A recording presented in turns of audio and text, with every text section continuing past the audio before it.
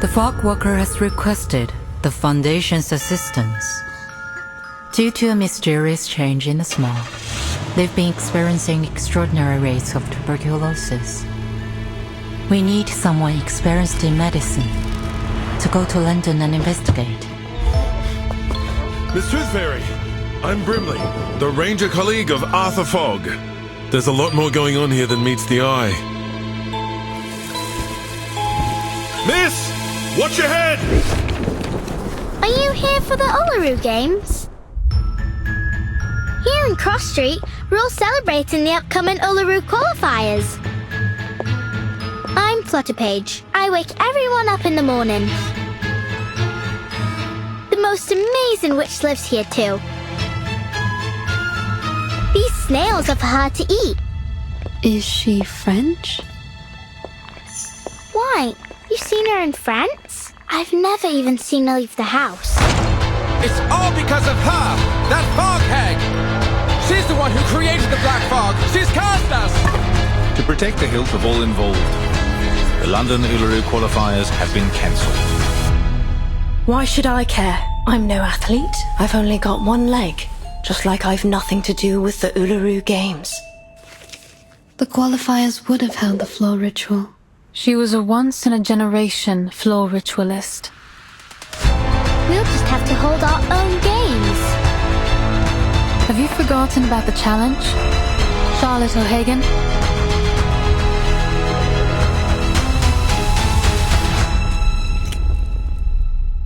I don't care what anyone thinks.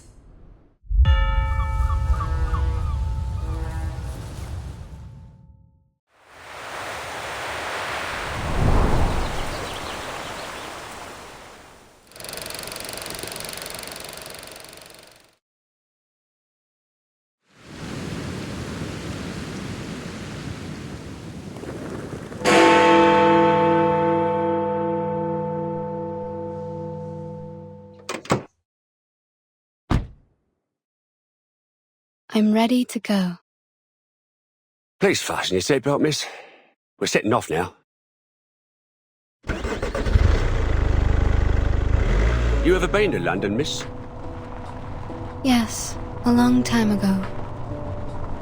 Long, eh? 5 years? 10 years? Longer than that. Come on, Van. How long? You don't look 100 years old. The hospital is 2 streets away. Oh, by the way, it's been arranged for you to meet Mr. Fogg first, and then he'll show you around the hospital. I don't see why we need to make a big deal out of a simple visit. Couldn't agree more, miss. But as this is an official visit by Mr. Fogg, as a servant of the Crown, you can rightly expect that they're going to have the old place decked out like Christmas. Thank you for taking me there directly. I will go to Mr. Fogg's office after my visit. You can leave without me. I think I'd like to take the Underground. The Tube? You won't like it, miss. Not the kind of place for a decent young lady. I'll wait here for you, love. I'll do my best not to crack into my flask of whiskey while I wait. Thank you. I'll be back soon.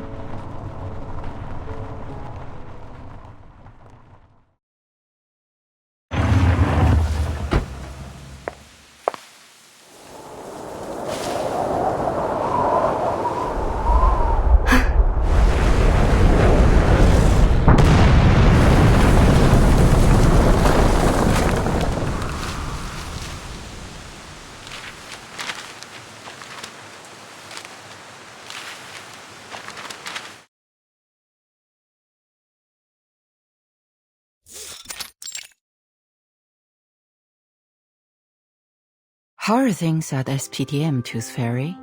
I'm hearing rave reviews about their school physician. I'm glad to hear it. Young children are particularly easy to soothe. A few candies and they behave just fine. A little toffee or a nibble of a fruity sweet and they've forgotten all about the Tooth Fairy's taste. A proper dose of sweets serves to calm the nervous system, and that doesn't just apply to kids.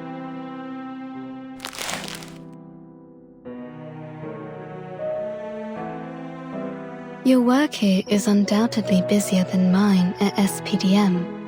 Besides, you're directly responsible for our timekeeper, the little troublemaker. But I am sure you didn't summon me here all for a little chit-chat.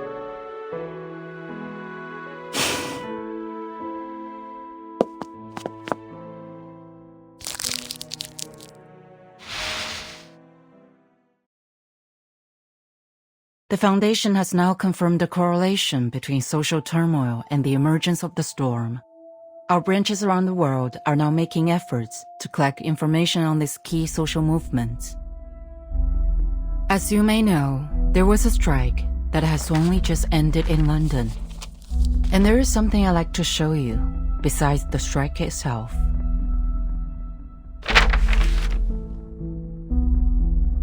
Tuberculosis. Indeed, there appears to be abnormalities concerning air pollution and reported cases of TB. Compared to our records before the storm, TB morbidity rates are extraordinarily high, approaching levels that shouldn't be seen until the Great Smog of 1952. Our Mr. Fogg, the fog walker, has also reported that there is something unusual about the composition of the fog. So, we need an insider with knowledge of the storm to visit London, ideally one with a medical background. I see.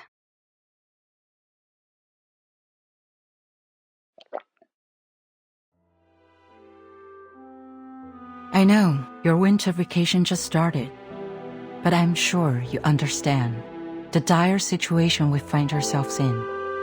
I'll apply for a special allowance for this field mission. What do you say? I'd be happy to go. Perhaps I'll collect some rare teeth from this era. Good luck then. Mr. Fogg will contact you when you arrive. He is our liaison between the Foundation and the British government. He'll take you to the hospital, handling many of these respiratory patients.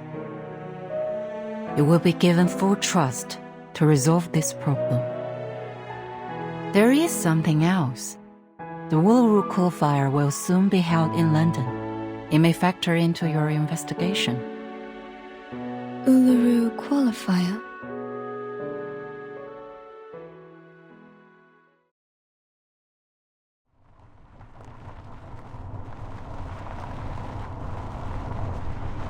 Uluru London qualifier coming soon.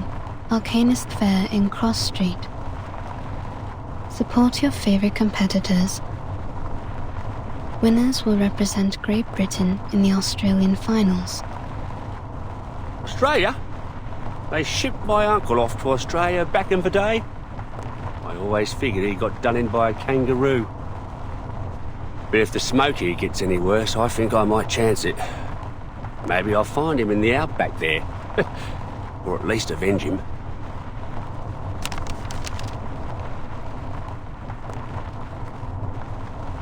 That smoke seems to have severely damaged that hospital.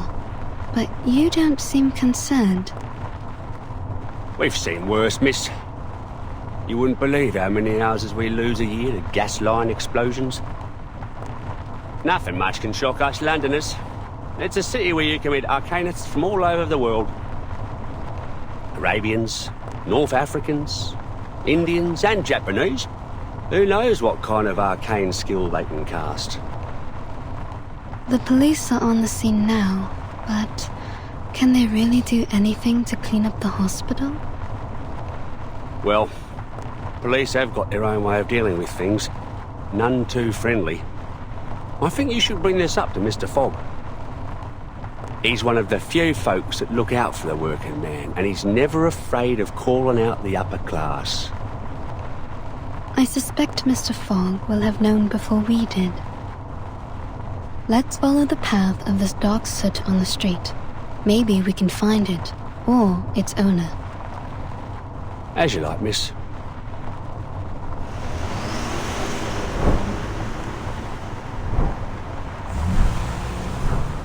Seems it's leading us to the East End. Only thing that comes out of the East End are drunks, tramps, and Jack the Ripper.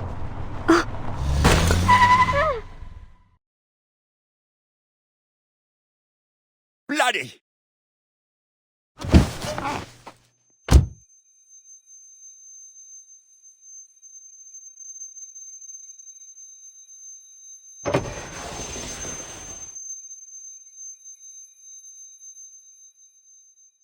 Miss, I swear to high heaven that I have not had a drop of drink today. This is the East End for you. Either you hit someone, or someone hits you. Please, miss, take a look for me. Tell me if I hit anything. I can take it. It appears there's no one in front of the car. No one? I'm up here! Hmm? Look up there, miss!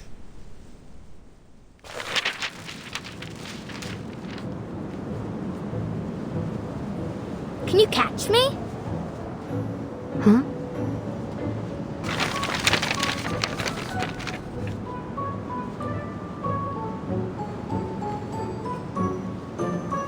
She's being lifted up on the wind. Is this her arcane skill? If so, she's amazing for her age.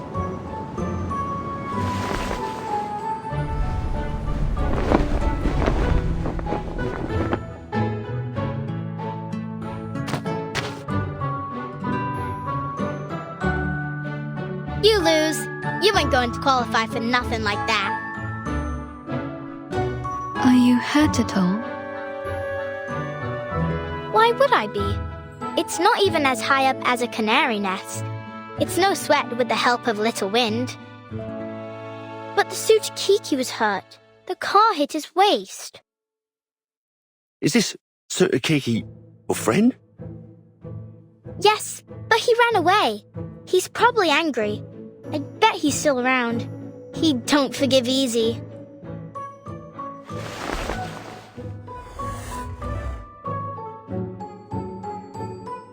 See? Over there. That's the Sutakiki. And I'm Flutterpage.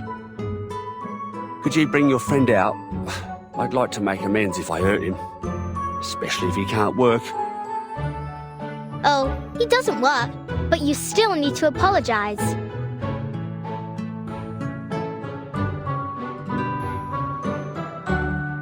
Come on out, Sutakiki. This bloke here wants to apologize to you.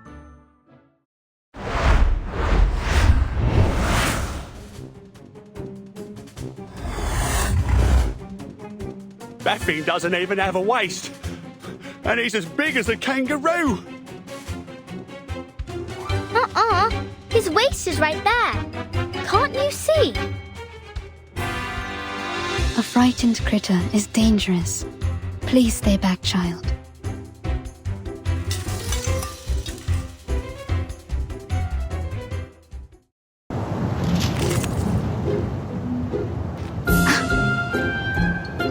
Sir, I suggest you cover your mouth and nose. There's something off about this smog.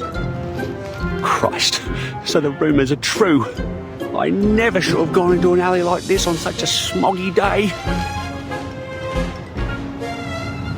He's looking at the end of the alley. He must want to go that way. The smog's not as thick there. I think he wants to escape.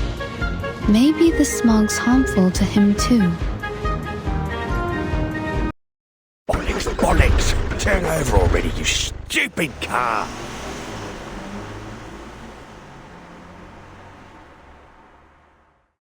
Why did Mr. Driver run away like the Sutakiki?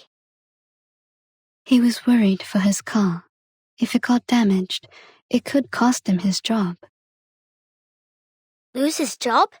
Oh, got it. I don't want to lose my job neither.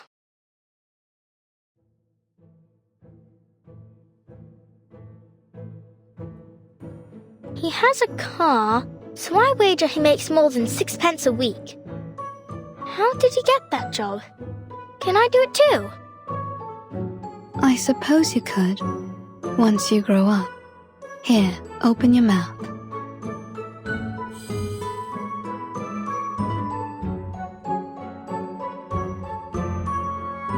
What's this? You were hurt. It's a kind of ointment. It will numb the pain if you ingest it, or reduce the inflammation if you rub it on your wound. Was I hurt? I feel a little pain. But what do you mean by inflammation? Does that mean I'll catch on fire? Take it, and you will feel much better. Doctor's orders, kid.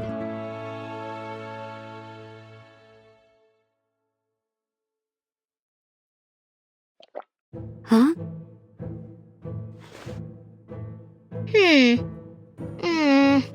It's a bit sour, like a moldy raspberry, but still sweet. Why aren't other pills as sweet as yours? I see. So you're a witch doctor, aren't you? I can tell from your metal mask, teeth necklace, and the golden fairies in your jar. That is a reasonable assumption. So you're here for the Uluru Fair then? Must be. You even got the flyer with you. Actually, I'm here as a doctor to investigate a tuberculosis outbreak. But the strange black fog damaged the hospital I was heading to. I followed the trace it left behind to this area. Black fog? There ain't no black fog. Around here the smog is yellow, and sometimes I've seen black smoke puffing up from the factory chimneys, but never in Cross Street. I'd like to be an arcane skill, miss. Lots of us arcanists here. That's why we're all chuffed up for the Uluru qualifiers. There's herbalists, psychics, diviners, magicians. Thank you, Flutterpage. I think I've got the idea.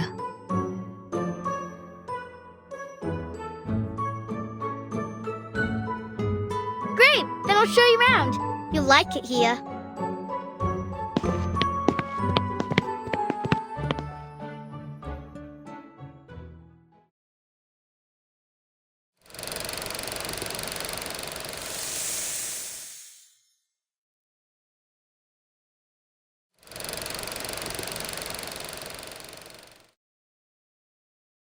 Welcome to Cross Street!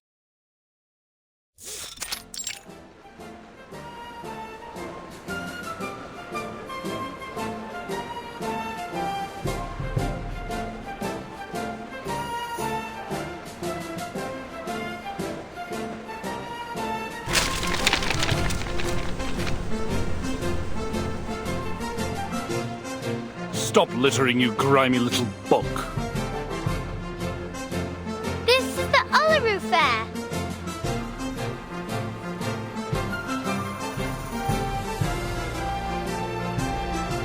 The trace of the black fog seems to have disappeared into a large gathering of arcanists. A wise choice. A choice, I'm already assuming, that has a certain level of intelligence.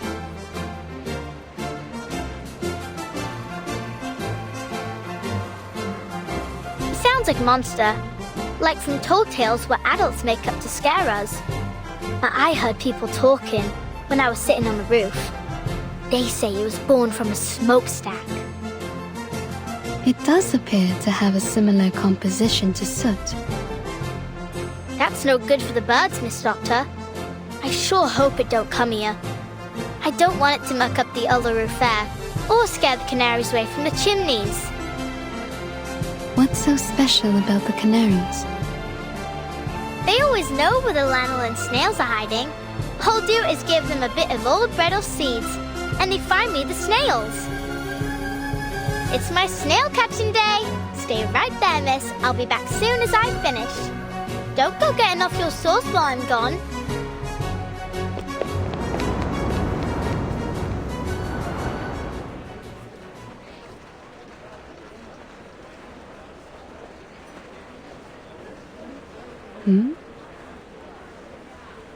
This is an Arcanist Fair Booth application form. You need only fill this, and get proper approval from the city government. Then no one can bother you. Approval, eh? What's the point? The games will be over by the time they've even looked at my application. Are we entirely certain we even want to hold the fair in these conditions? Don't you think the weather now isn't appropriate for that kind of strenuous physical activity? What else can we do? We need to earn our bread, or perhaps you could clean the air for us, eh, Mr. Fogwalker? I'm doing all that I can. Which means you can't do nothing at all, don't it? Yeah, we're coughing. But what we make in a day at the fair here is more than an entire week anywhere else. Not like we have royal allowances to rely on, unlike you. Enough of it already. Now, would you mind moving aside for the little lady behind you? She's been waiting a while. Oh, I do apologize, miss. Miss Tooth Fairy. I didn't expect to run into you here, Mr. Fogg. The pleasure is all mine, miss. Oh, where my manners. Welcome to London.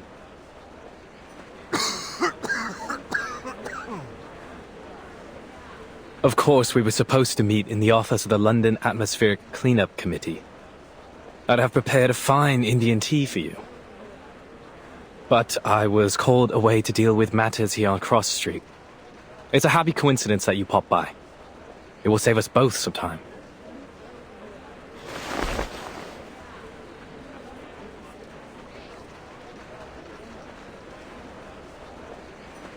Something the matter? You mean the air pollution? Not precisely, no. Though one could say the problem is related. In fact, it seems just about every one of our problems comes down to these sticky contradictions. For example, contrary to good wisdom, the people of Cross Street have opted to continue their fair, despite the obvious dangers of the fog. That's just unreasonable. You're the unreasonable one here, mate. Stop the Uluru Fair on account of a bit of fog. Fog in London. Should we cancel if there's water in the Thames next? Citizens should be made aware of the harm caused by fog, and reduce unnecessary outdoor activities. Pardon me, you lot government officials?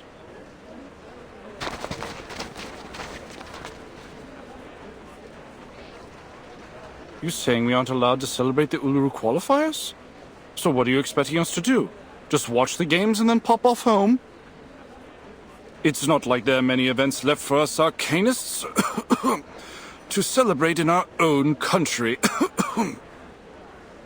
Sir, you seem to have quite a severe cough. Oh, it's not so bad. Just a little curse is all. Doesn't matter none. A good arcanist healer can cure me. That's exactly what I've been talking about. A curse?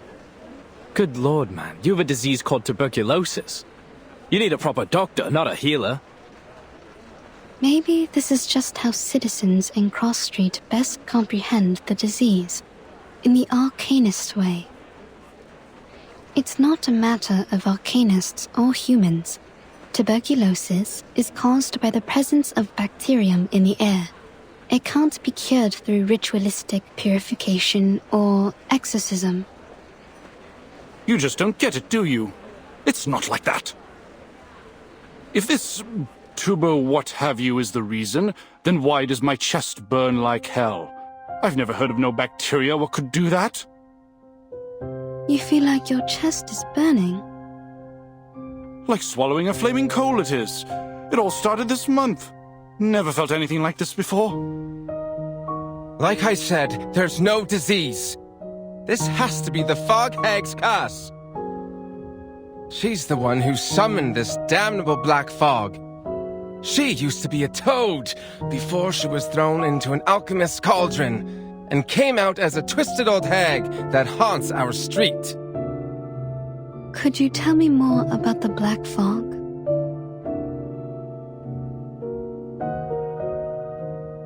Shh! Don't say anything about it. It'll bring bad luck.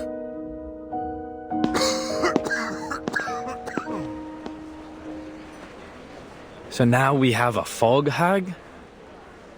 What's to come next, I wonder?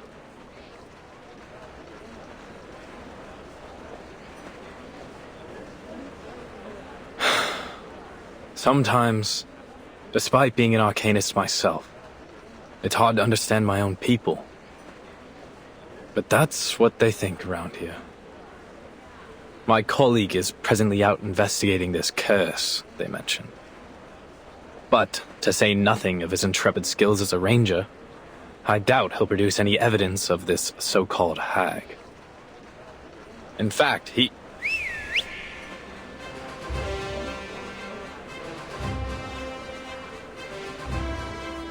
Arthur, a little help, mate. We've got trouble.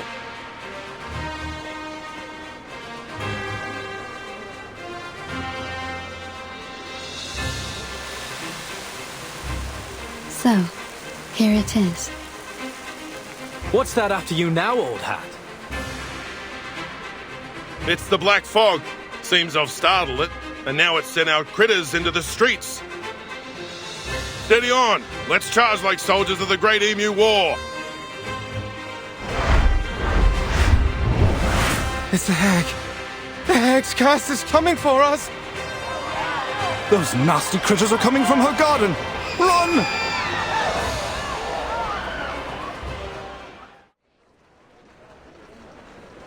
May I say it was an honor to serve as your bodyguard, miss. I'm Brimley, the ranger colleague of my mate here, Arthur Fogg. I wasn't hurt. Thanks to you.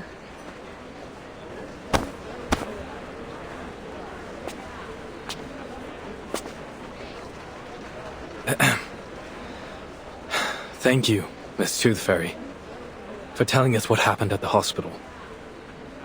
We ought to make a summary of our investigation so far.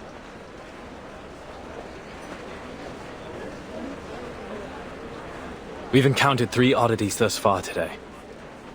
This mysterious black fog, the unusual burning chest symptom, and...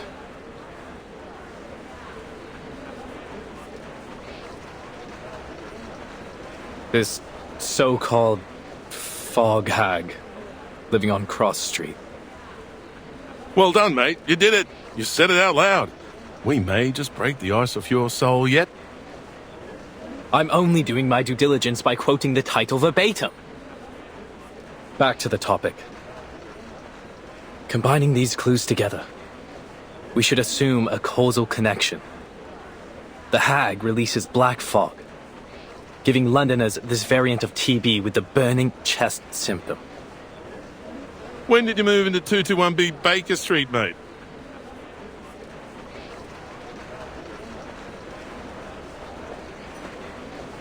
It's a reasonable speculation. If so, then the first thing is to determine if such a lady lives here on Cross Street. We'd better pay her a visit. If you insist, Dal. I can already confirm that for you. She's here all right. Down at the house of the mangy front garden at the south end. Very well. But might I suggest we don't all go in a rush to pay her a visit? We know nothing about her, or even whether this hag is a danger.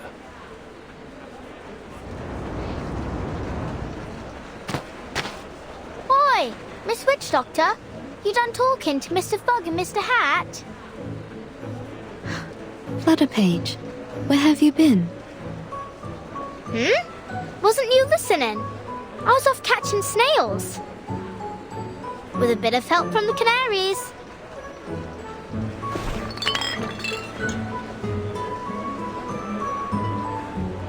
Good on you, little tacker. That's quite the harvest.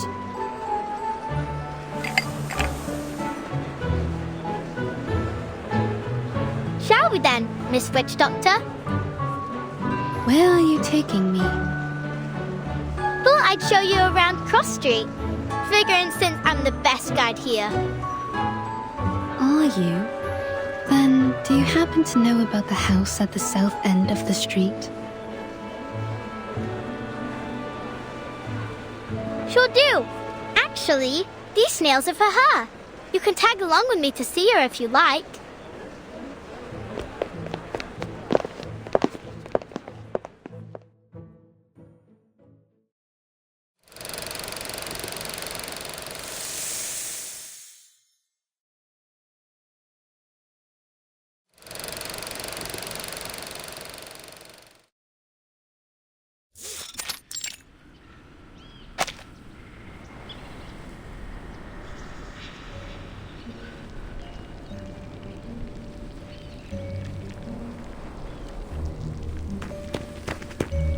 This right here, miss, is the Fog Lady's house.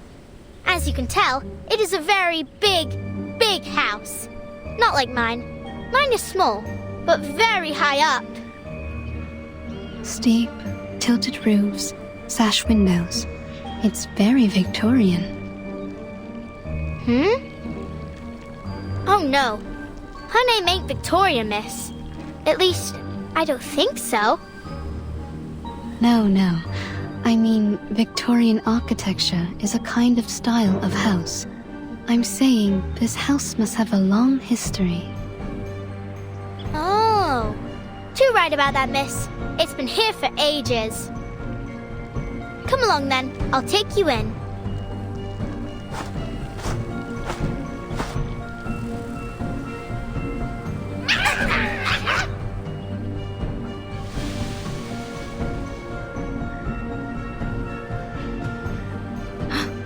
Are these her critters? You lot are hungry today, ain't you?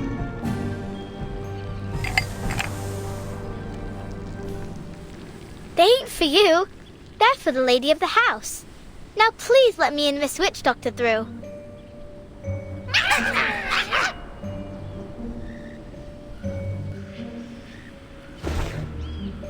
Sorry, Miss Witch Doctor.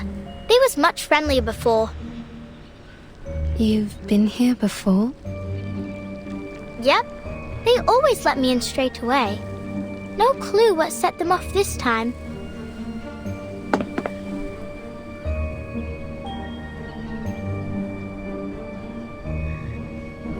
I don't rightly know what to do. I try calling her, but it won't do much good. Even if she heard me, she won't come out. You're saying she never leaves her house? Not that I ever seen. Do other people visit her? No. But you visit her often? She likes when I bring her snails. You think she eats them? All I know is I gave her snails. And then she asked me to stay around her house for a while. When she's not in a sour mood, she even teaches me some words for arcane skills. But if she is sour, then all she does is hand me some books, and I can't even read most of them. Don't go asking her too many whys. If you do, she says, "Get out!" and you got to go. So far, the longest I stayed was a whole afternoon. I see.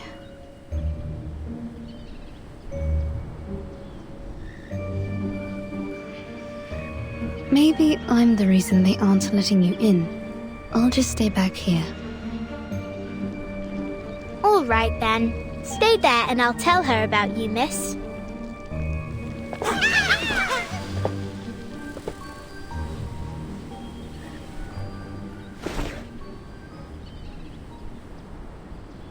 Miss? You hear me? Wakey, wakey!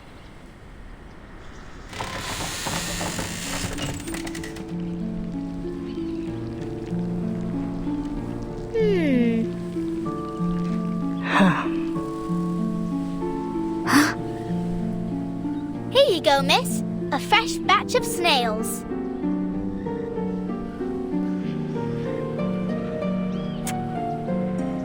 Who is this? Well, I don't know her name, but she's a witch doctor. She came here in a car with a flyer of the Uluru qualifiers, so I think she's here for the Oh, I forgot that you don't like the word. Hello, miss. I'm here investigating the source of the black fog. You can call me Tooth Fairy. Go away. But why? I ain't asked too many whys, miss, did I? That was only my first one today. Oh. So I can't come in at all? You promised you'd help me practice my arcane skill. Then you better not let me catch you saying Uluru ever again.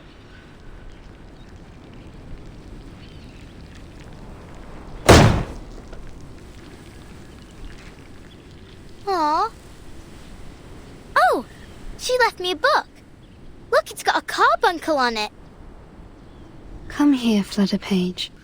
Are you all right?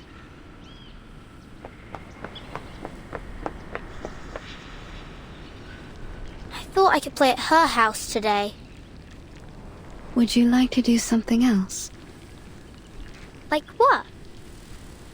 Like, see your new friend, Mr. Hat? Mr. Hat?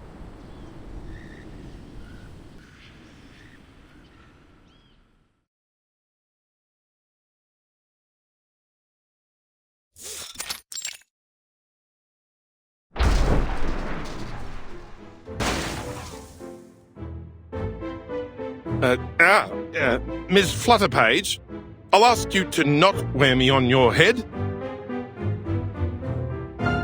I know I can fly, but that doesn't mean you can treat me like a kite. Besides, I'm due to begin my patrol. I need to...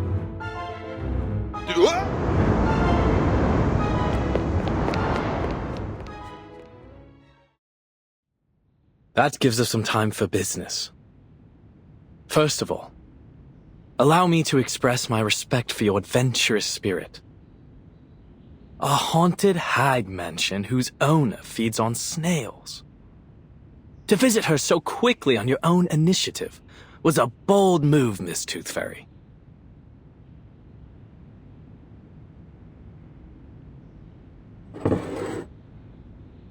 Here's your tea. No sugar, just as you asked.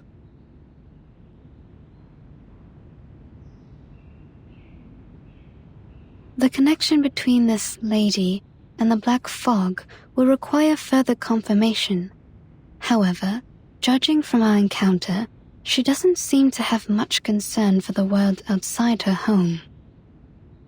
I also noted that the word Uluru seemed to irritate her. Uluru? As in the Uluru Games? Not a fan, I take it. It's certainly odd for an arcanist to have a negative impression of the games, though not unprecedented. Which reminds me of this letter. I suspect our fog lady might be glad to hear it.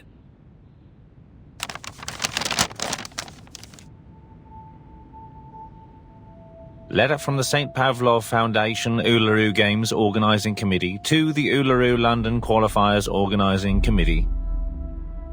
Copied to the Office of the London Atmospheric Cleanup Committee.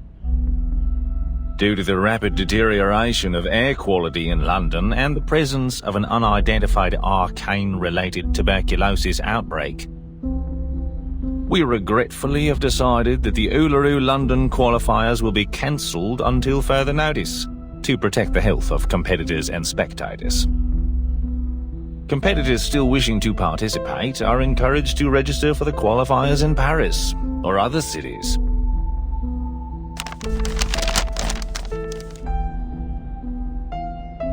I received this shortly after submitting my report concerning the events on Cross Street. They're right. It's better for everyone's help. No objections here. But it's certain to cause a stir. Miss Tooth Fairy, you saw how passionate the citizens were about this event. What it means to them. They'll eat us alive when we announce this. So much more so that it's cancelled because of air quality. The firm will not be pleased, I can assure you. This great city will be the laughingstock of Europe, if not the entire world. Unless there's a way to clean the air in London. Perhaps then I might convince the Foundation to reconsider. Mr. Fogg, there's only 3 weeks left before the qualifiers. It's a serious effort just to address the smog over London, let alone this new black fog and the disease that has come with it. 3 weeks. 1 for making plans, 1 for enacting said plans, and still 1 more for the final procedures.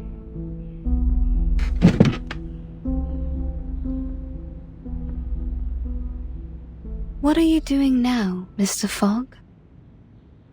Thinking, Miss Tooth Fairy, is how I make the plans.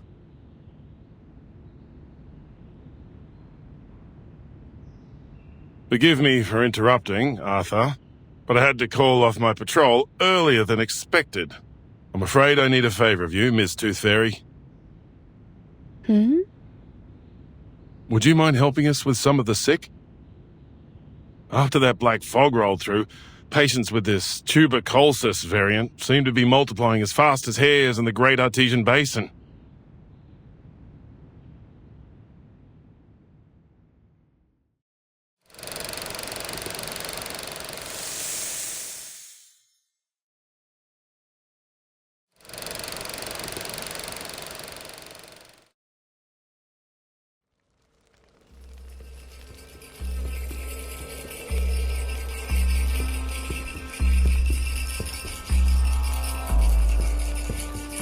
Through misty woods, on paths concealed by haze, he thrice died and thrice was born in ancient days.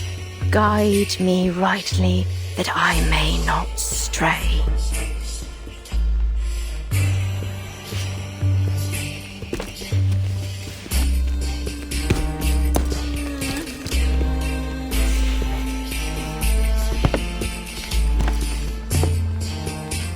Flowers bear fruit, and beasts give offspring's way.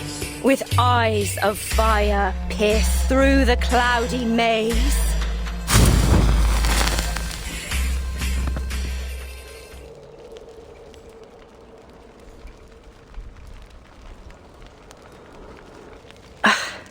Failed again. Damn it.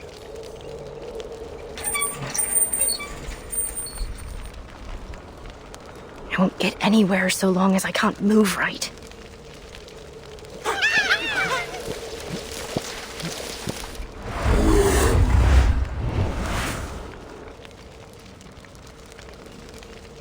Enough! The last thing this haunted old place needs is another crazy creature.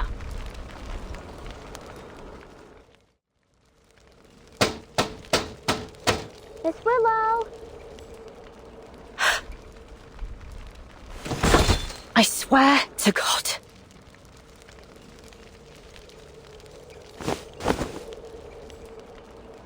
Whatever thing you are, don't think I won't strangle you to death with my bare hands.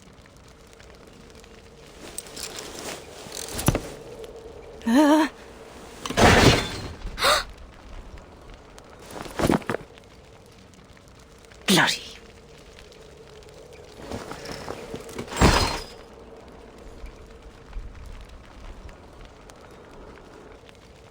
You. What are you doing here? I only wanted to show you the arcane skill you taught me.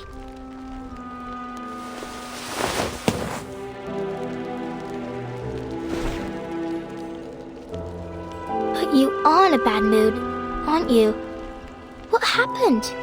I promised I didn't call you Miss Willow in front of others.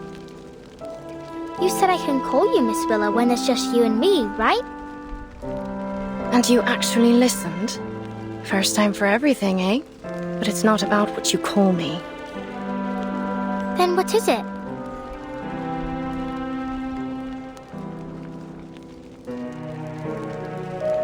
Let me help you up.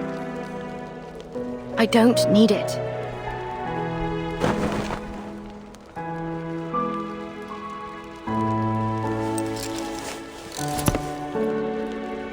So then if you value my words so highly, what about the time I told you I don't need a knocker-upper? I remember. You told me there's no sense waking me up for anything. I don't have any work to go to. But I'm not here to wake you up, am I?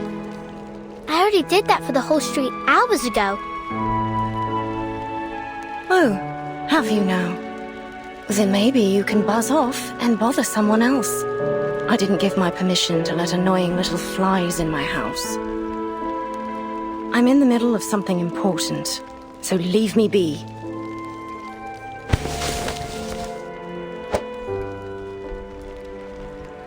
Just one more question, miss. I'll be quick. Miss Tooth Fairy and Mr. Fog say you made people sick with the black fog, but I know you didn't do it. Did you? You never told me you can summon black fog. Done with all that nonsense, are you? If that's all you knocked on my window for. But if you didn't, I can tell them the truth. Or you could even help them find the black fog. You're the best witch I know. Their problem is no concern of mine. Oh. But I did hear something. I was thinking maybe you'd like to hear it too. Letter from St. Pavlov Foundation. Due to, what? Deuterion air quality? And arcane tubal-keeled kiss? They said the Uluru qualifiers are cancelled. Stop. Do you understand at all what you're saying? No, but... Go away. Aww. I said get out!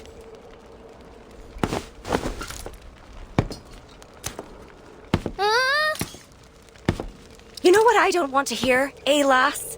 Your voice. And your infernal knocking. Ah! Don't you never take another step into my house. Never.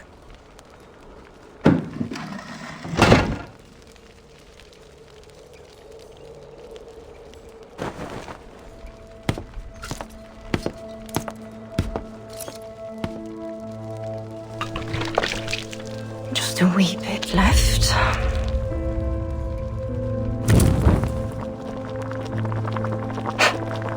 Eat snails? Let them think what they will. I don't care. The fog hag. A toad monster. Failed work of an ancient alchemist. Yes, of course, Charlotte O'Hagan. You're nothing but an ugly, evil, terrifying fog hag living in a haunted house. You deserve every bit of it.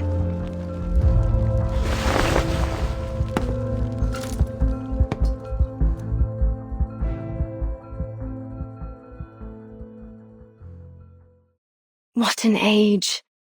At last, witches no longer need worry about being captured in their sleep, pierced on a stake, or burnt alive.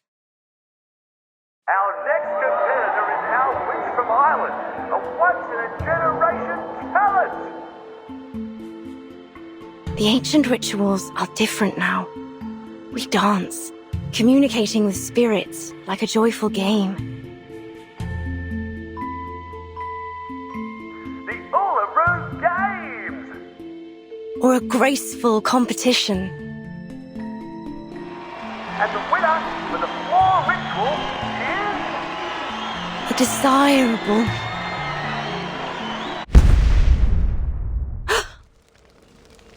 I left the pot on.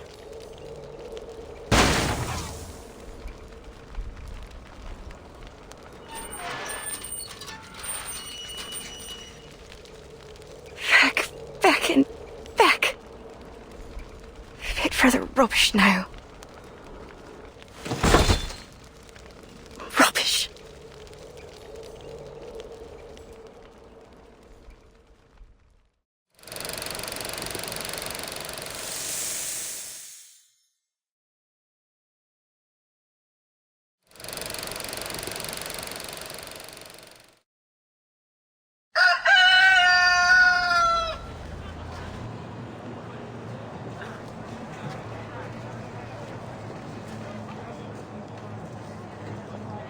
Good morning, sir, madam. This here's your wake-up call. Rise and shine, wakey time.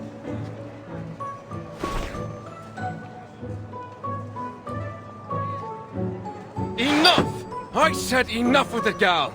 I'm already awake, ain't I? So stop buzzing around.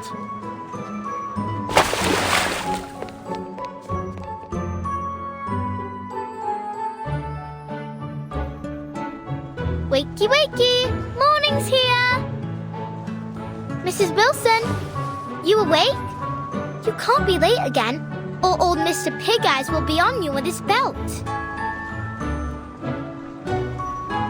What happened? Didn't she hear me?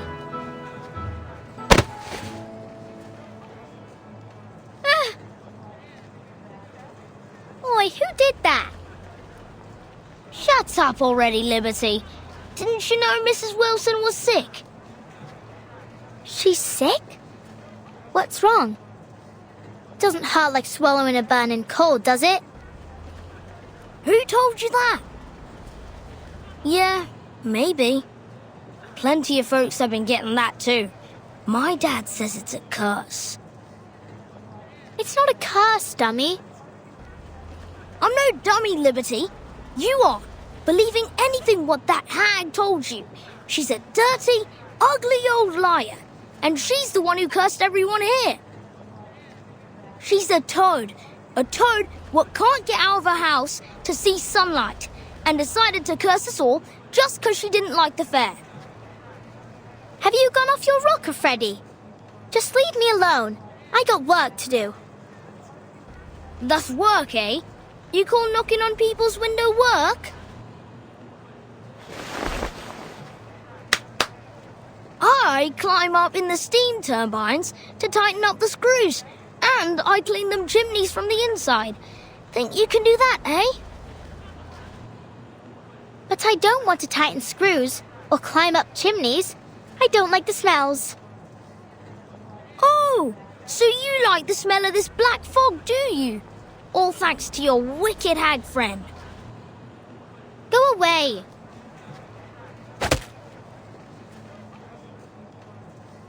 Ugh.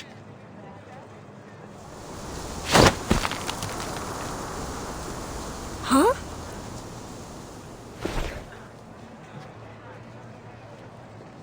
What the? The fog lady taught me this. Lady? You mean that hag? I should have guessed. You'd be that ugly toad witch's apprentice. You're not my friend anymore.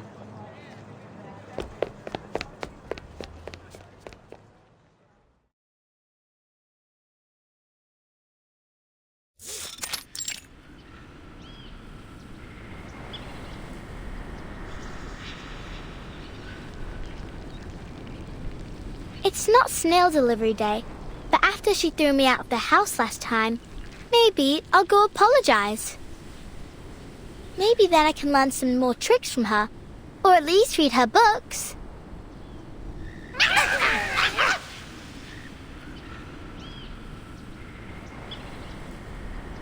Hello, hello. Now, why didn't you let Miss Tooth Fairy in last time? She's not a bad person. She even gave me some flying medicine. It was sweet and sour. You think Miss Willow's lonely?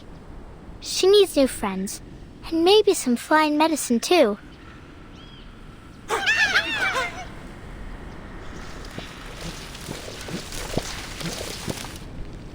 But this time, I won't go through the window.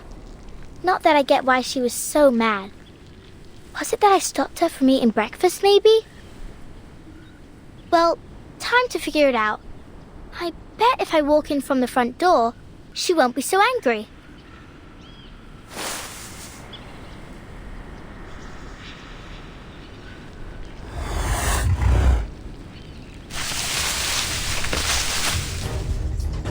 What's wrong?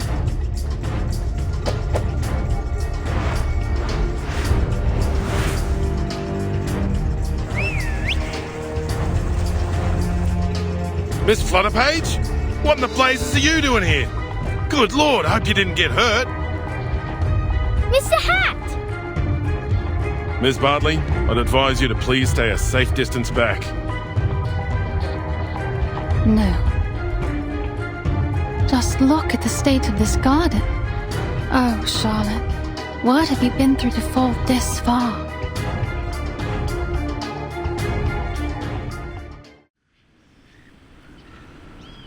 Thank goodness, you're in one piece. I I don't get it. They ain't never bit me before. Well, you must always stay alert when you encounter critters, even in a familiar place. That's some genuine ranger's advice. A ranger? Are you really a ranger? Can you be a ranger without a real horse? Will I get a hat like you if I get to be a ranger?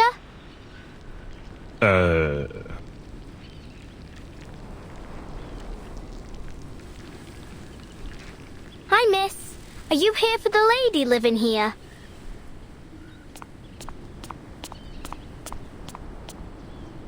Miss, you look a lot like Miss Willow, the fog lady. So straight and proper like a swan. Miss Willow, you said?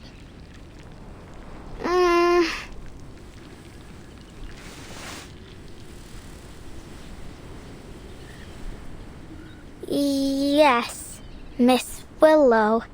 Did she say you were allowed to call her that too, miss? Allowed?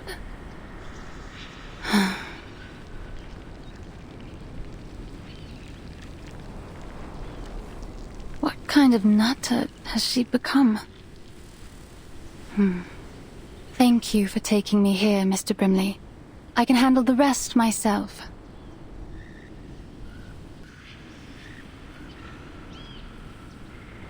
You're welcome. Let's go, shall we? Hey, little tacker? It's not safe to leave you here. I'll escort you to the hospital. His tooth fairy needs your help. All right.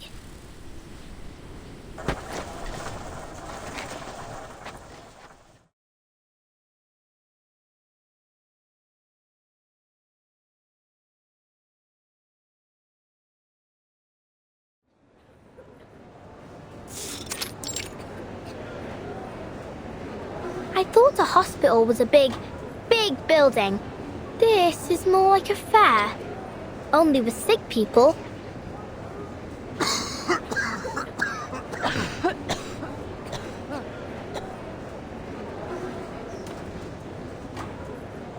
Well, you're right there, mate. It's not your typical hospital.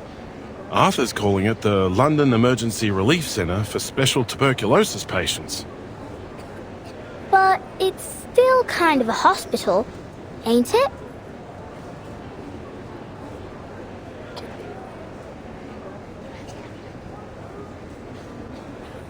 Who's that swan lady?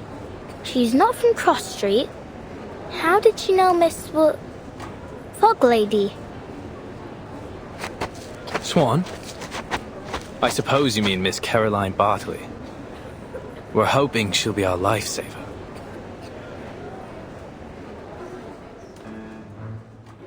Lifesaver? Exactly so.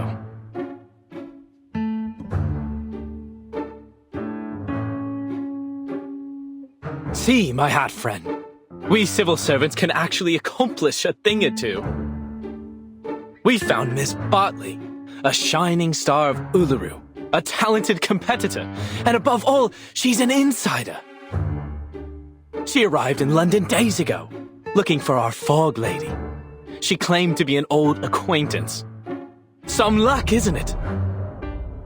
If she can figure out the connection between her, the black fog, and this fiery TB... Oh, speaking of which, that Miss Willow truly has a special name. Heh. What are you laughing at? How long have you been up, mate?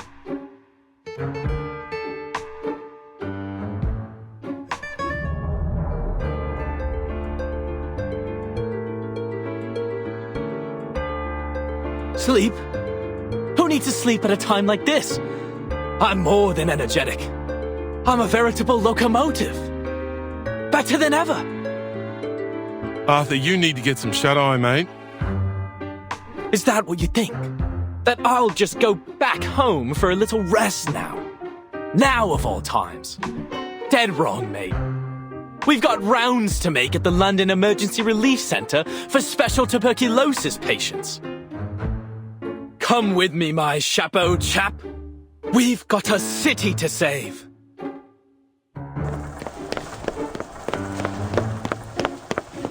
Oh, all right. Miss Flutterpage, go find Miss Tooth Fairy, would you? She said your arcane skill might be of some help.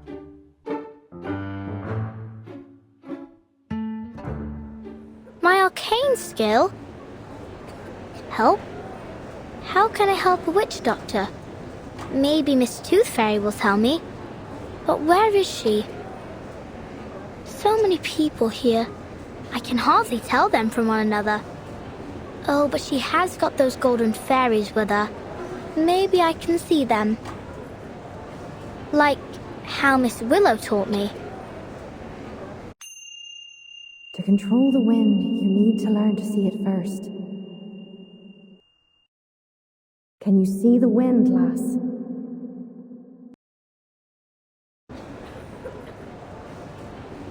Only when it's blowing something around, like dust or old paper. But I ain't got nothing like that with me now. I used all of it when Freddy tried to catch me. Is there anything else I can use?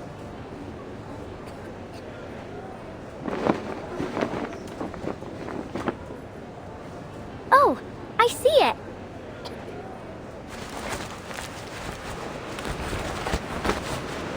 What was this wind, eh? Where's it coming from? Oi, me hat!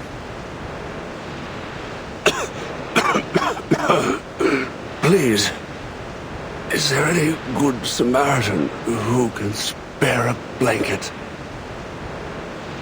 Oh, God bless you.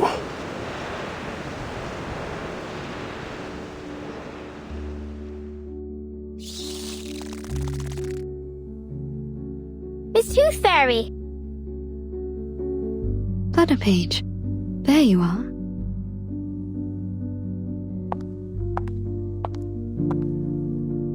What's wrong? We've got to find a way to clear up the sky.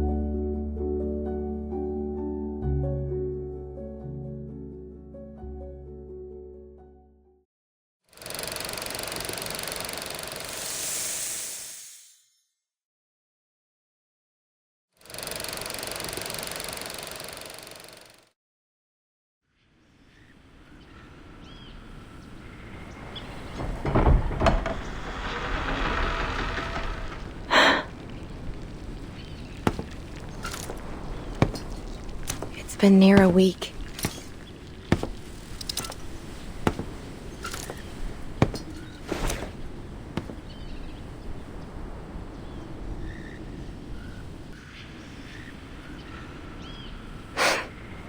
This is how the world works. I should have known. I'm always too naive.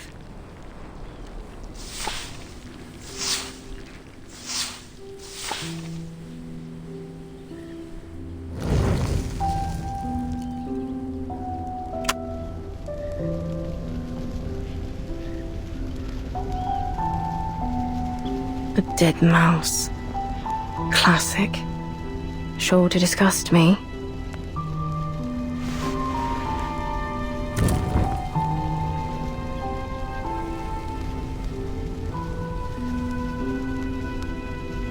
Rotten apples and eggs from that boring old codger.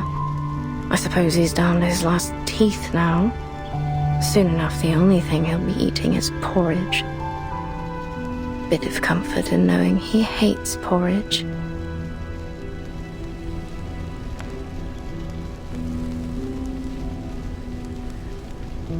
Hands burnt by steam. It's a curse. Bumping into ghosts during the Samhain. Curse. Lost everything betting on the ponies. Each and every misfortune must surely be Willow's curse.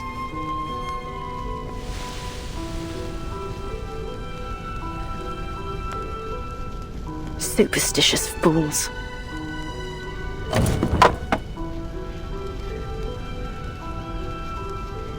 Shysters.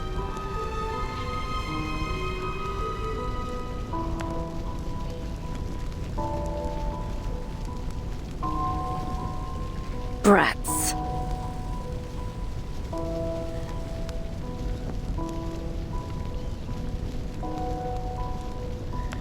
Oh, well now these are new, aren't they? Blood-stained rags. Wonderful. Sooner or later they'll all cough their lungs out.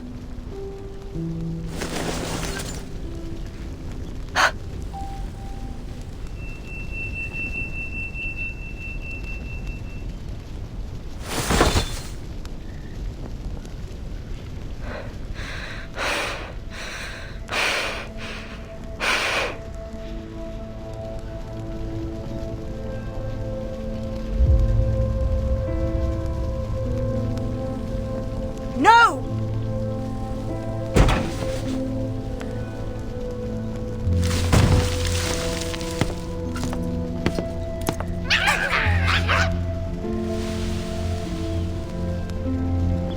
Away with you!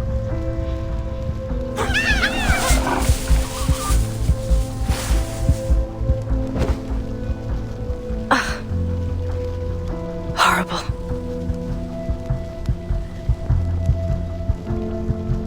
No, I don't need to cast my arcane skills. Stand up. Stand up. You loser, you.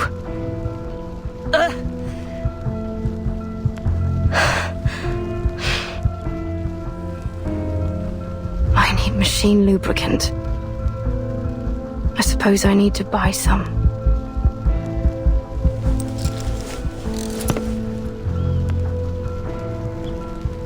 I can do this. I will do this. All by myself.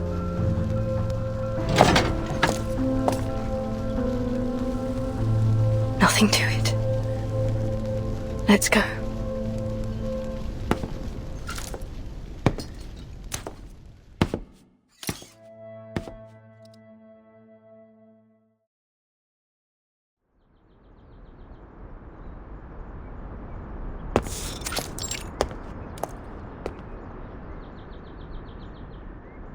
Shop closed due to illness, while the owner has gone to Miss Tooth Fairy for treatment. Please leave your name, order and address on the list below, and we will deliver it to your home as soon as the owner recovers.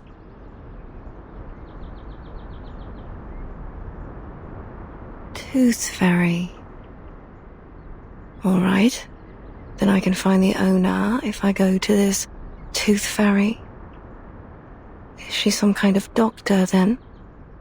Not that she could treat what ails me anyway, eh?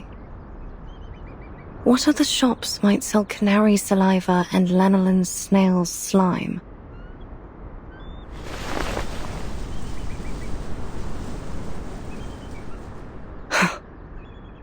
All this time I could have done this, if only I hadn't relied on others for so long. There must be another store for arcane supplies. But...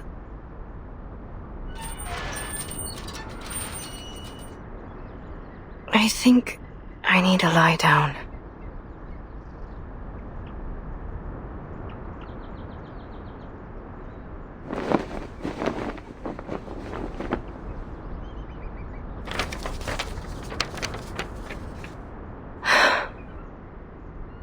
Sports fanatics, black fog, strange tuberculosis. All these things have nothing to do with me. All I need are my ingredients, nothing more. I ought to just order what I need as a home delivery. Ask them to leave the package at the entrance of the garden once a week. As for the fees, I'll just have to sell all me old medals. That'll be enough to support me until I become a proper hag. Then I can never leave my house till the day I die.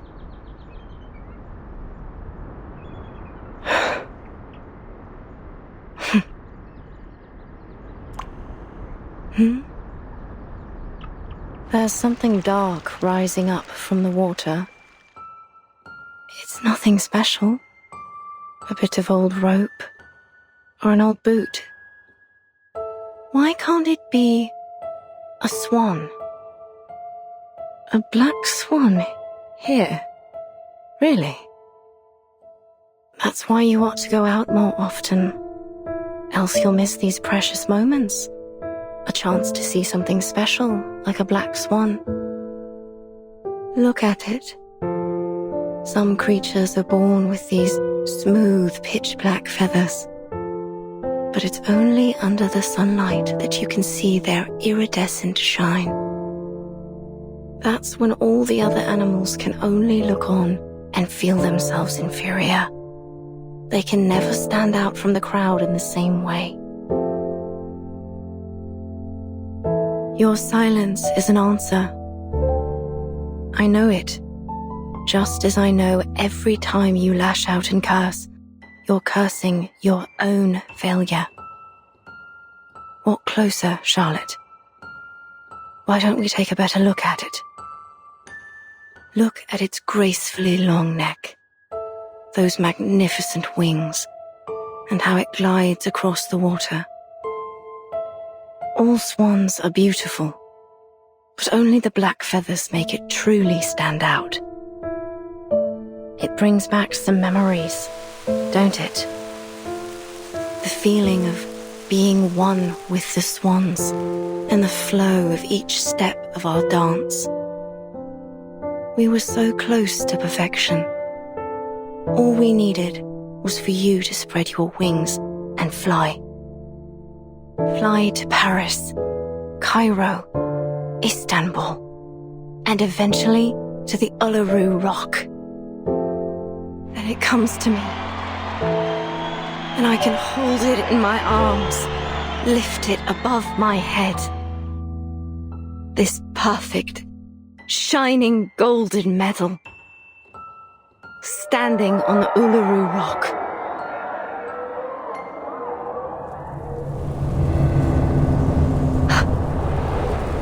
Miss Willow, but what are you doing out here? You've got to move. Black fog is coming straight for you. Ignore the noise. Eyes on the swan. It's only a tacky, white swan, covered in soot. How ridiculous it looks now, wearing that false disguise. The poor thing, it must have been covered accidentally. Miss Willow, why are you looking at that swan? It's dead. Of course it's dead and gone. That's right. What kind of swan would want to be with something so ugly and stained? Of course it's ended up alone. Died alone. What else were you expecting? You didn't really believe that spread your wings and fly bollocks, did you? Hello?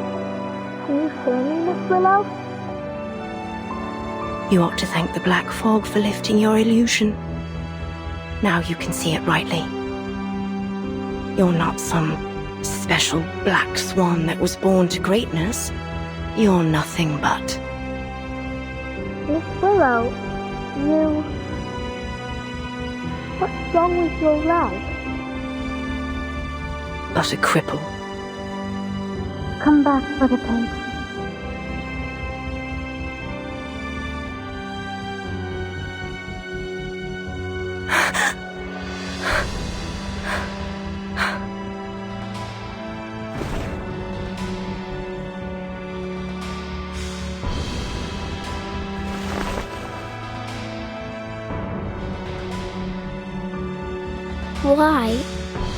Why didn't you tell me about your... You're much stronger than I thought, Miss Willow, if you allow me to address you as such. Leave me be. I'm going home. I'll walk you home. I got you. Miss Tooth Fairy and I was just chasing after the black fog, but I can walk you home first. I just want to go home.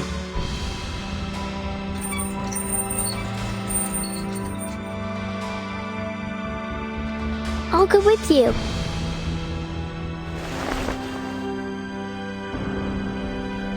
Flutterpage.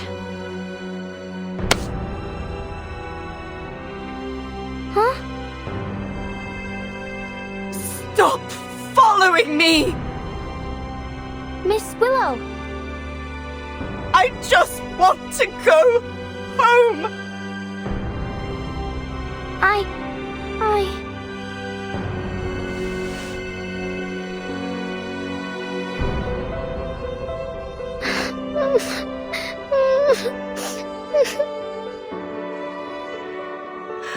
I don't want you to follow me.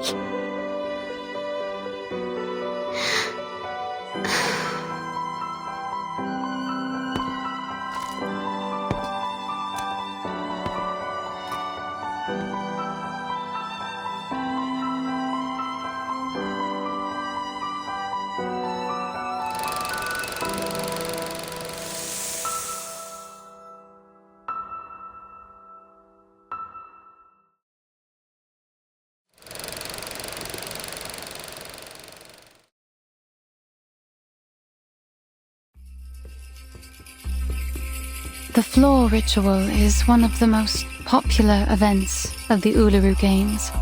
It has a bewitching style that generates a resonance between the dancer and audience. Charlotte was a genius. She was born for it. And God has sent her a coach covered in dark feathers and skilled in ancient Celtic runes. Coach Raven taught her the primal witch dance that ignited a fire within her. At least, until that tragedy 10 years ago, which took her leg. Coach Raven had given her a pocket of flower seeds as a reward for all her diligent practicing. It said they were from the druids in the forests of Glastonbury. I guess she planted them around her house and got this garden.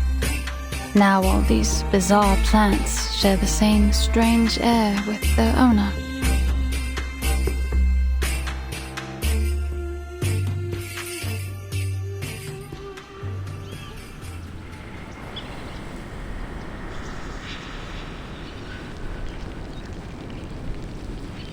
Thank you again for having me over. That's all I have to say about Charlotte.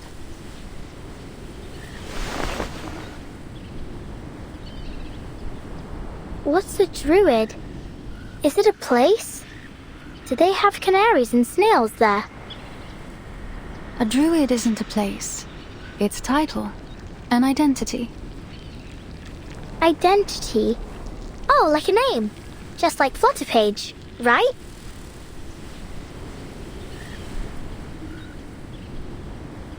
Thank you for your cooperation, Miss Bartley.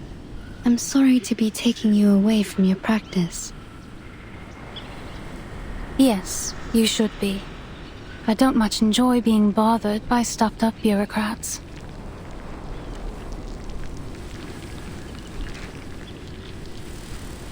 But if you ask me,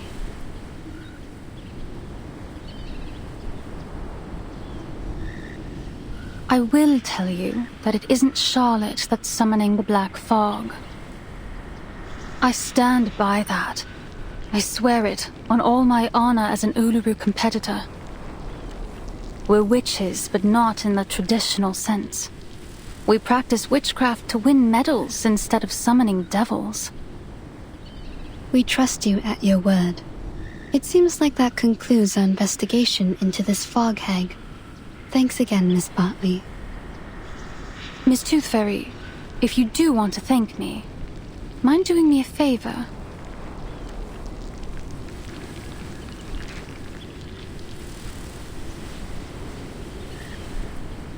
Please do something, anything to bring her out of this hole she's dug for herself. Whatever you do, break down her door, drag her out by her hair, even blow up that old mansion. Just don't let her hide in her stupid house. She'll let you inside now. There's no longer any power preventing you. I can sense it. You know this place well. Have you visited her here before?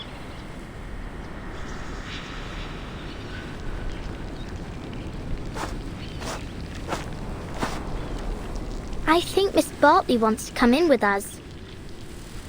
Maybe so, but she's made her choice. She doesn't want to join us inside.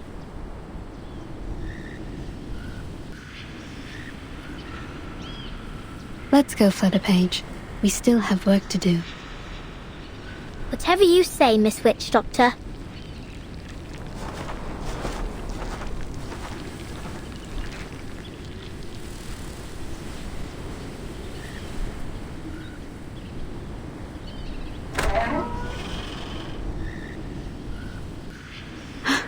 The door isn't locked. Let's get inside.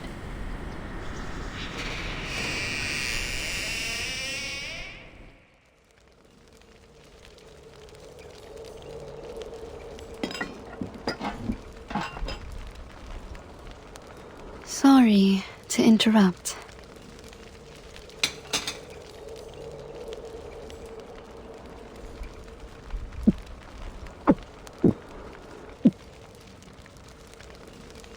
Diets high in sugar and fatty oils may well lead to stomach illness, Miss O'Hagan.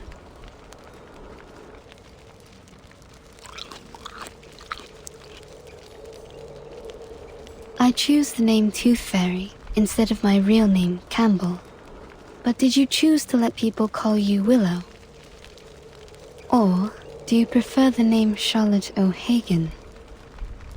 That is the name of an excellent Uluru floor ritualist.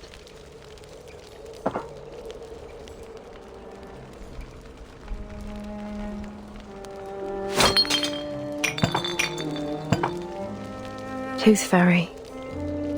Some kind of doctor, right? I think your prescription is a little fuzzy. I'm no athlete. I've only got one leg. This Charlotte has nothing to do with Willow. Just like I've nothing to do with the Uluru Games. So far as I know, the Uluru Games do not exclude people with disabilities from full participation. To be sure, but only if you enjoy parading yourself around for embarrassment. I think I'll pass, thanks. No one should feel embarrassed by competing, least of all the competitors challenging themselves. That is the point of the Uluru spirit.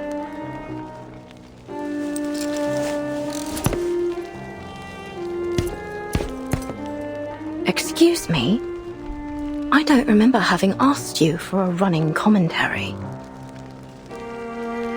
I'm sure you already know the answer in your heart. You have wisdom and experience. Who even invited you here? It's time you leave. I'm here representing our mutual friend, Flutterpage.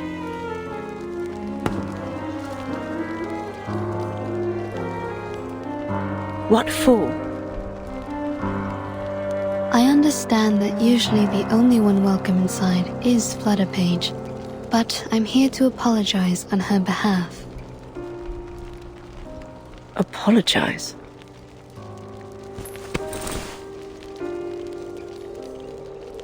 What's this? An apology gift. She ran off a little before sunrise to collect these for you. She collects these arcane creatures you use to make the lubricant for your prosthesis, right? But she's afraid that you'll get angry at her again, so she asked me to give it to you. Oh, I see. Now I'm the hateful, angry, wicked witch. No, you're not. The things that these people say about you, they aren't true. As I mentioned, Flutterpage wanted to apologize because, quote, she didn't want to break your heart.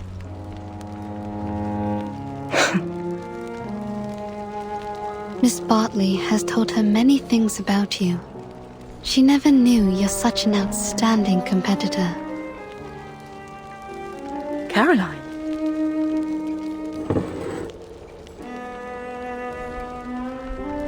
So, will you accept her gift?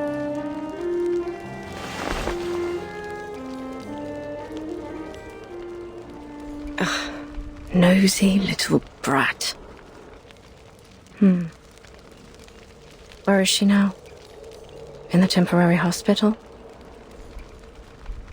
You want to see her?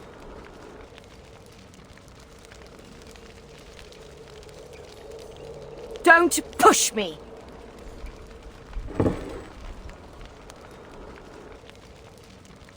All right, it's my own fault! I shouldn't have treated her that way!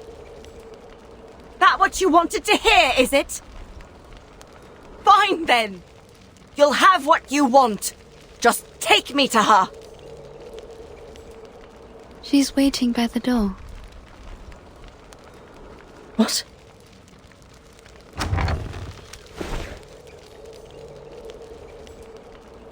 Miss Willow.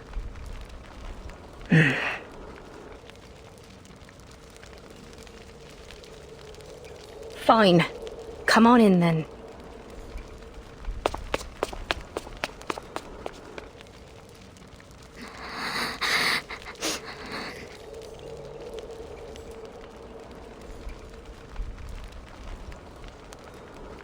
Stop your crying.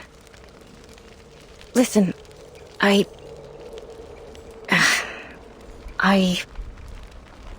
shouldn't have treated you so wickedly the last time. And the time before that.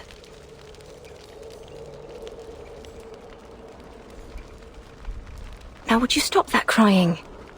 At least not here in my...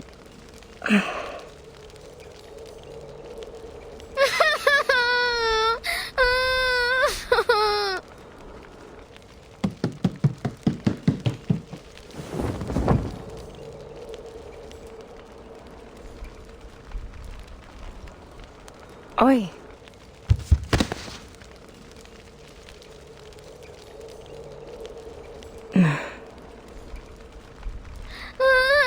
I'm sorry. I'm really very sorry.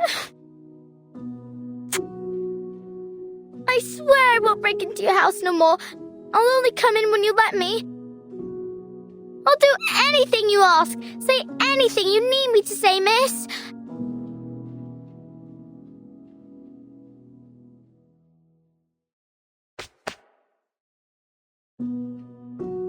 So, could I still come around again sometime?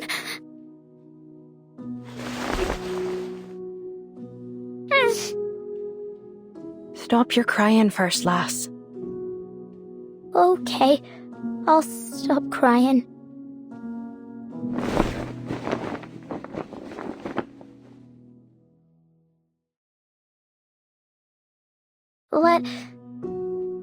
Can I help you?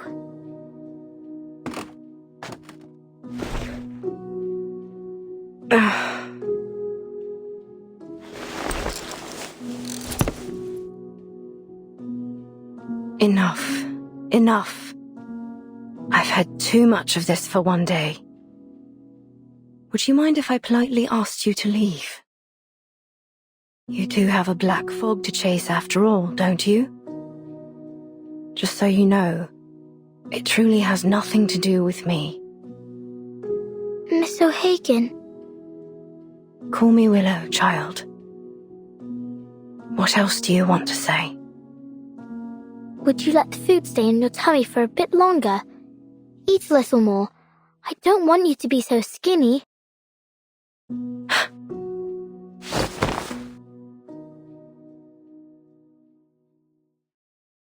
All right, now leave me be, please.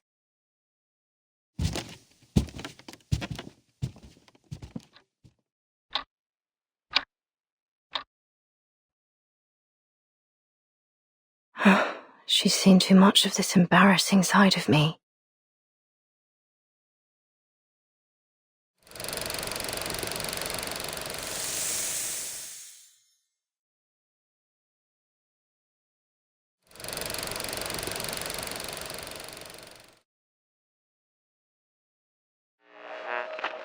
So, I dreamt of eating a marshmallow last night, but it tasted like rubber.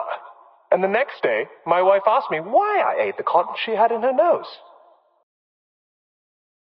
I said it's because the air was so dirty that I wanted to block up my throat. And she laughed. Of course. She says it might be better now that I can't shout and holler whenever someone scores.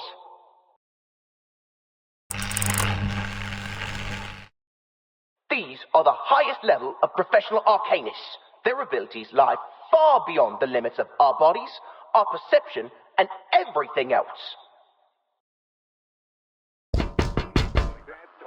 Arthur, mate, do you know what you're doing? Go on, then. Be a little louder. May as well let everyone know a trusted servant of His Majesty's government and his talking hat are hiding out in a pile of litter. Oh, that's what you're worrying about? I guarantee you, no person in their right mind will think that a brilliant mind such as yourself would decide to hide in a rubbish pile pretending to be a potato. Ha ha. Since when did you become a comedian? I learned from the best, mate. Once I'm back in Oz, I hope to be awarded the title of Duke of Sydney Slapper. Not that anyone gives a toss about titles of nobility back home. We've got more important things to worry about in the Redlands down under. You know, Brimley, old chap, you don't have to be a duke to be above people. All you need is someone tall enough to wear you on his head. Bloody oath, mate. Like I'd let anyone pop me on their head. I'm an intelligent being, not a bloody accessory. Shh.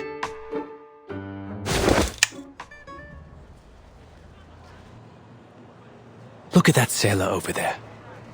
See the ropes in his hand? That right there is presently the most valuable material in all of London to me. Right, a bit of rope. And what about it, mate? It's essential that I have it for my invention. We'll just wait for him to throw the ropes into the pile here, and then we'll be off. Just as simple as that. Come closer. Closer. Ready now. He's nearly here. It's no longer useful to you, son. Just throw it down.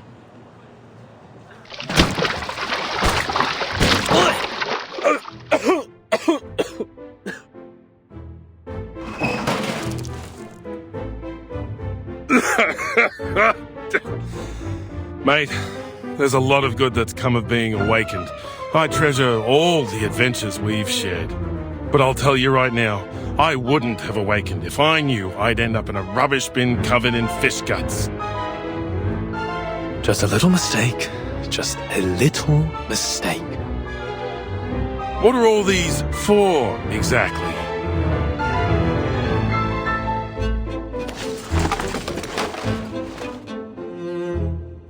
These are my collections so far. A klaxon, a watering can, a fishbowl, and... a chamber pot?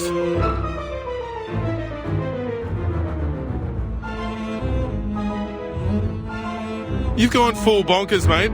You're the fog walker. Aren't you ashamed of hiding in rubbish, stealing old junk? It's not junk, old chap. Every piece here will be invaluable to our work.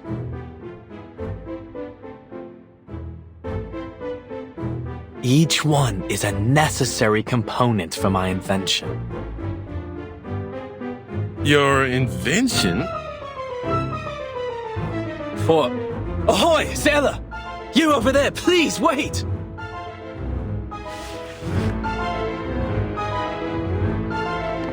Would you mind terribly leaving us those old ropes you've got there?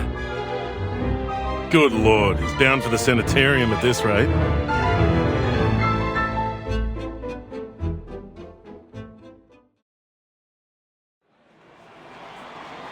Move along, no pushing.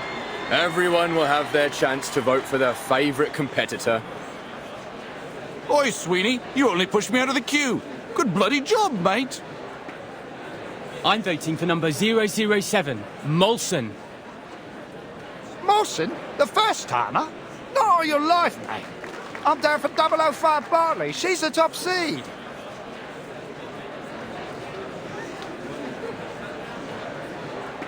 Three days to the qualifiers.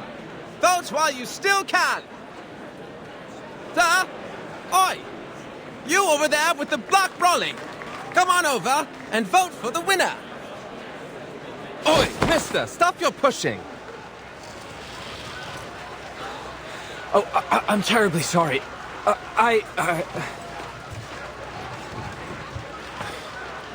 Sorry, mate, we're on patrol. Sir, we have a situation over there. Let's follow them. Now introducing the competitors for the Uluru London qualifiers. Bartley! Bartley! Bartley! Oi! Who pushed me? Ouch! Mind your step, will you? Me? Was you that pushed me, weren't it? You should be the one minding your own feet.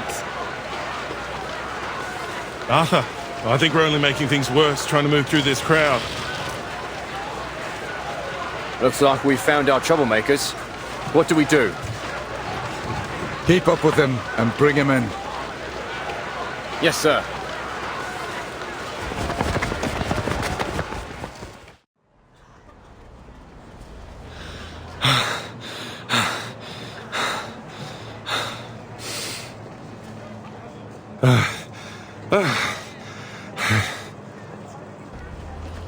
Arthur, next time, don't get me involved. I think I'm feeling sick. But he gave us the rope after all.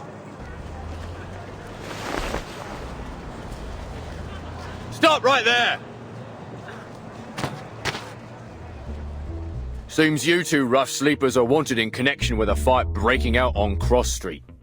I'll ask you to come quietly and cooperate. Mate, say something. Wonderful. Now I have everything I need for my experiment. The properties of this sea-worn rope should be able to conduct the large particles into the purification vessels. Mate, shut your gob for a minute and listen. Yes, perfection. But how to measure and screen the size of the particles? We will need more sophisticated equipment. Huh? Why am I being handcuffed? Because you're being placed under arrest, sir. Wait a second.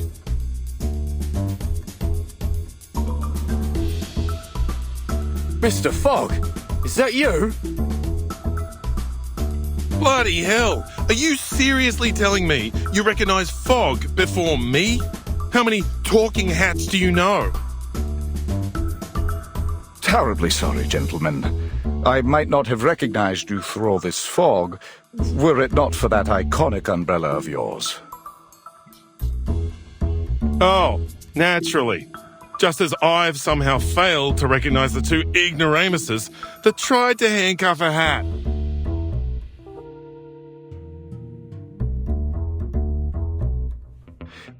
We're sorry again, Mr. Fogwalker and Mr. Brimley. But we do need to ask you some questions. What with you running around, disturbing the peace and making all these strange things you've got there?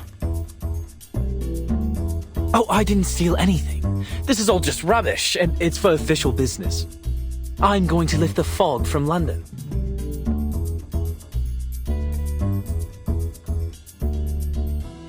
I see.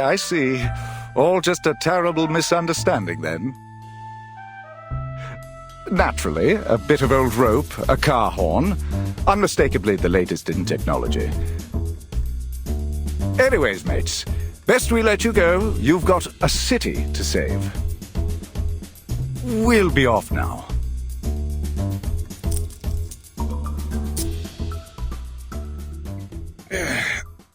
Glad that's over. I'm no fan of handcuffs, even if I don't have any hands. A little quiet, old chap. I'm just in the middle of a thought. How might I assemble it? I'm sorry, mister, but I just heard what happened. Huh? Huh?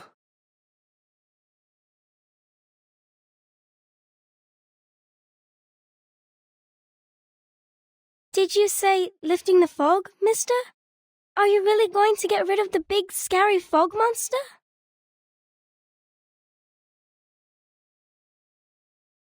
Will that mean you can cure my mummy? And bring back the blue sky?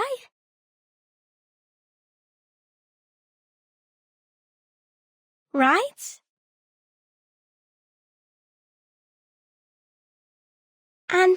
And then we can still have the Uluru Games, right?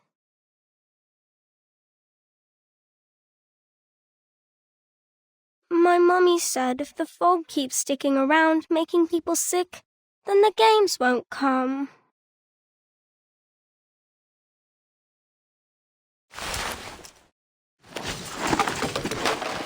Mate, this really isn't the time or place. A klaxon, a probe, a spoon, and a spool of weathered rope. Assembled like so, perhaps using a large pot or a baby's bathtub.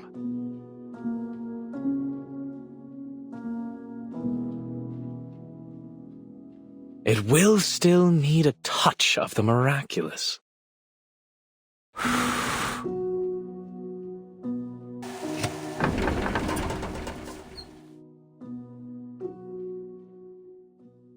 Voila!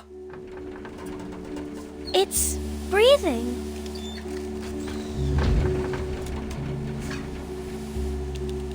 Yes. The Uluru qualifiers will not just be fog-free, my little friend. They will be sunny. But I'll need some help. Would you and your friends join me in this project, young lady? Yes, I'll help. I'll ask my grandpa, my mummy, and Auntie Martha to help too. The more the merrier. We are going to build the largest fog purification machine on Earth. The London Air Pollution Auto-Detect Cleaner. That just looks like a great honking big vacuum to me, mate.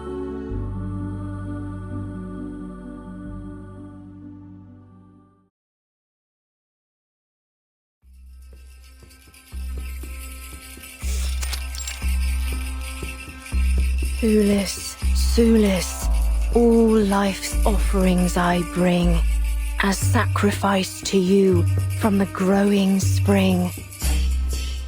The light will sprout within the world's egg lay. Your endless quest brings parents' joyful day. Parents' joyful day. What are you, a parrot?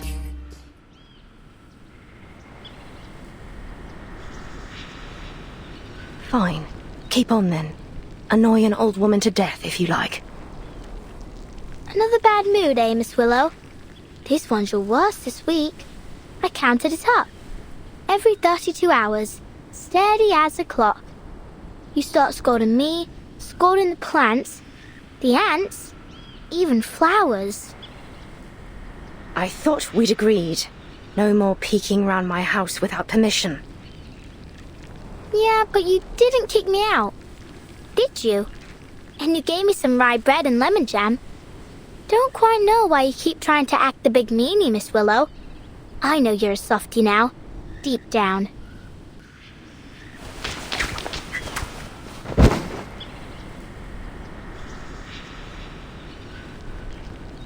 Miss Willow! Ouch! Oh, it hurts. Are you practicing the qualifiers?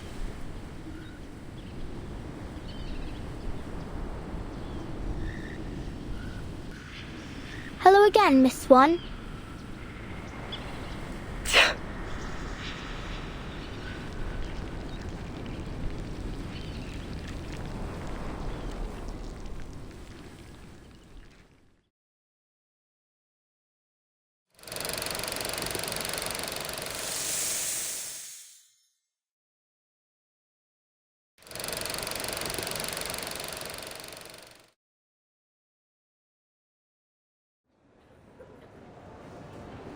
Be careful.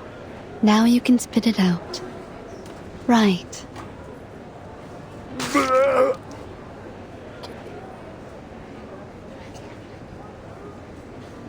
That's the 5th one today. I added a bit of powder into the candy to loosen up their phlegm. It should help them breathe a little easier. Thank you so much, Doctor. We really had no idea what to do with this new variant of tuberculosis. You and the Foundation have been a real asset to us. You're welcome. This is a matter of vital health for all of us. I'm very glad to see the treatment is proving effective. And I hope that our clinical experience here might contribute to solving this fog curse as well. All I'm hoping for is for this mess to end soon, so we can go watch the games together. Really? So the staff here are fans of the Uluru games as well?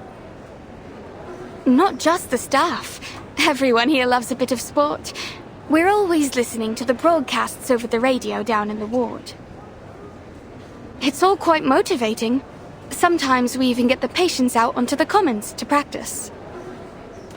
Something about the coming of a big sporting event always brings people together. That's all very good to hear. But actually, it was this poster that grabbed my attention.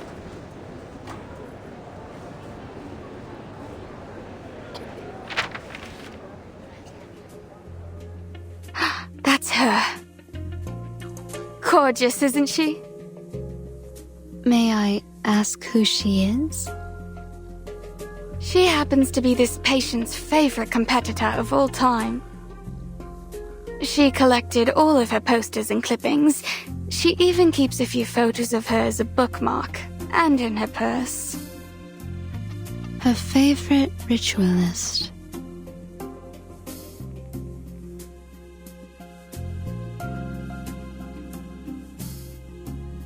Looks like you haven't had a proper guest in ages.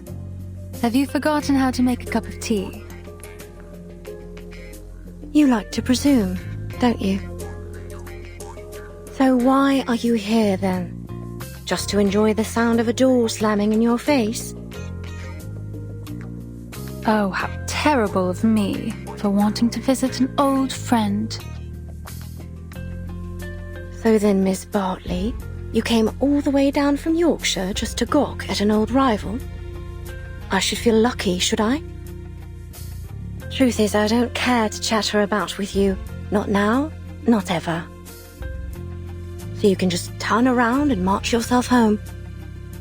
Flutterpage, back to business.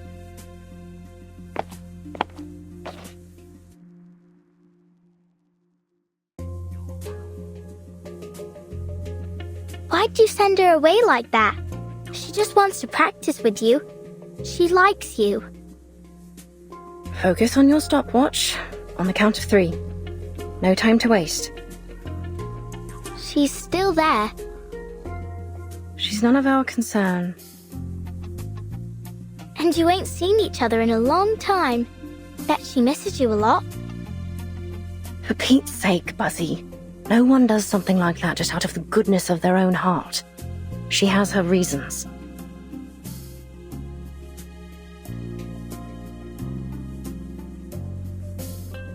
Charlotte, you know she's right. I have missed you. I want to see you. But if you really want to know the reason, I want to challenge you again. The question is, do you?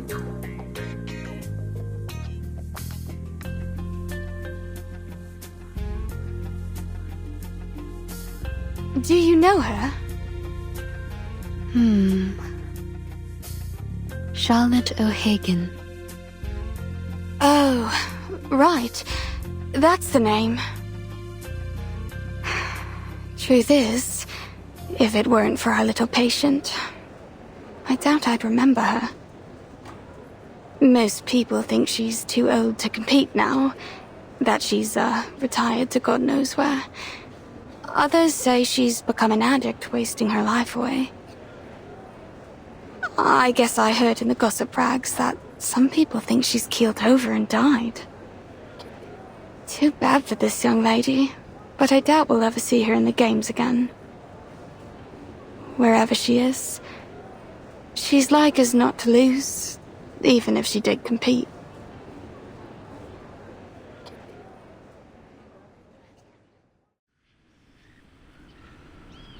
You just want to announce to the world you've beat me, eh? Think that'll be a fair challenge, do ya? Perhaps you ought to find someone a little more your speed. Someone who's still in one piece.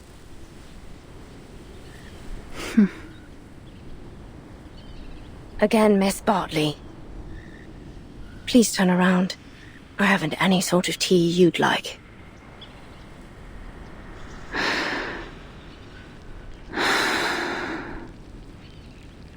You have changed, haven't you, Charlotte?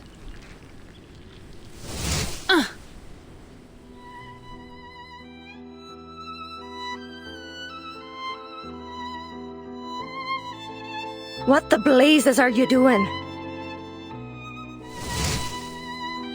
What?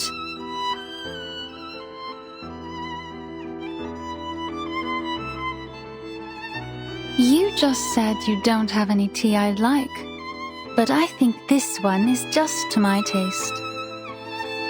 Wow, Miss Willow, that ribbon is amazing.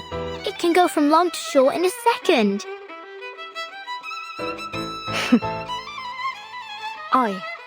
A little toss of the ribbon to take control of an object at a distance of 10 meters. Catch an object after a turn. You did it.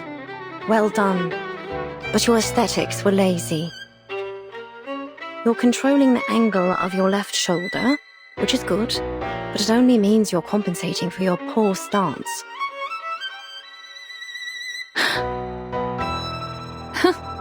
What then? Are you expecting me to say thank you? No need. Thank yourself for all that hard practice you must have done over all those years. You're almost good enough now. Almost. Keep the cup. Let's go back to our timing, Flutterpage. All right. Bye-bye, Miss Swan.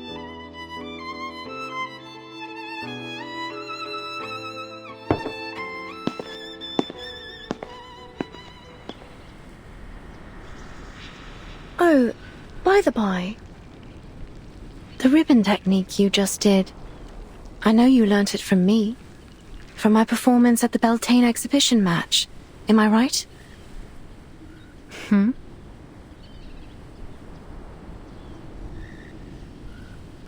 Excuse me? Each and every move, you copied it from my routine, right down to the ribbon. What? Miss Swan, your face is all red, like my daddy's face when he reads a funny joke in his punch books. Me? Learnt from you? You were taunting me right in front of my face, with my own routine. The very innovator that made it. I suppose it was just an attempt to win my approval, was it? You really think that, don't you? But I'm afraid you're not different than when we last competed, Caroline. Aye, you're diligent, but you were never graceful enough. That's what holds you back from glory in the floor ritual. Your aesthetic sensibility, it's all you've ever needed, but you still don't have it, do you now?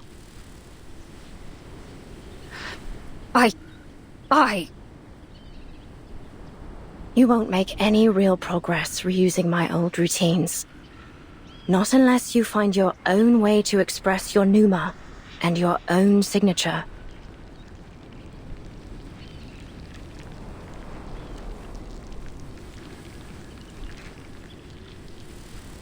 You really are full of yourself, aren't you, Charlotte? Do you know how many titles I've won at the international tournaments? The Desert Floor Ritual Open, the Aurora Cup World Championship, and many others, let alone Uluru itself. The name Caroline Bartley has long surpassed yours. I am the uncontested top seed in these games. The records of my skills, my own skills, are in the training manuals for new witches. Do you even know anything about the state of the competition these days? The rules and scoring systems are entirely different and higher in every way. The limits you once broke through are now considered standard for beginners. Ha! But indeed, I learnt it all from you. Face it, you've been left behind. You're no longer the model of perfection. You're just a shooting star that shined too briefly but eventually fell away. I am the rising sun. My name will be eternal in this sport, long after yours is forgotten.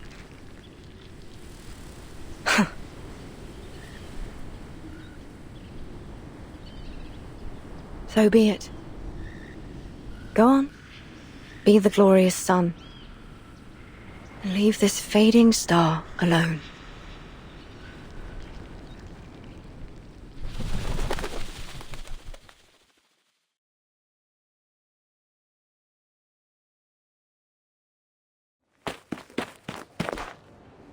Aunt Martha! Lisa, you're back. We were just talking about you. About me? What about me? About your dream and your favorite competitor. Oh. Oh, you mean Charlotte O'Hagan? Yes, That's great, but Mr. Fogg needs us for a project. He says we can still have the games if we all work together. And maybe everyone will be able to attend the qualifiers. Maybe even Charlotte O'Hagan. A project? What sort of project?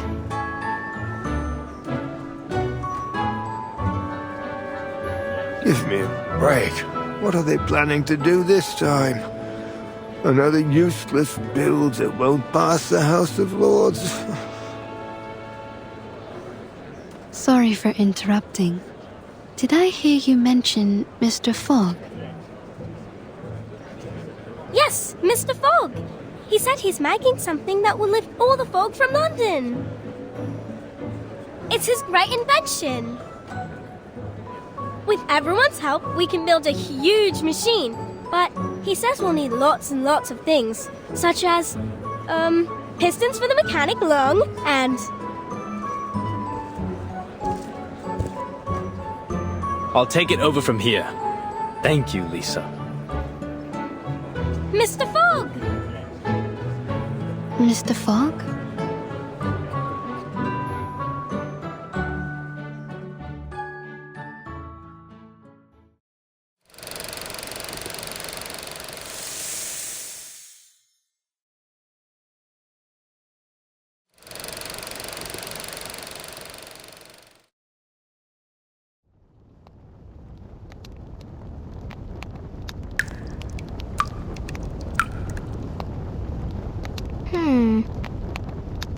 Miss Willow, I think the water's been shut off.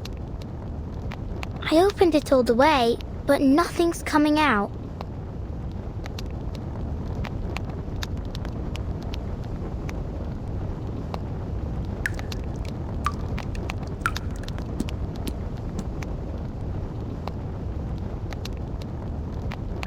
Go to the water resource office and ask the staff what's going on. If they're not there, they're probably at the gin barrel. I know you want me to leave, but how are you going to track the time and score without me?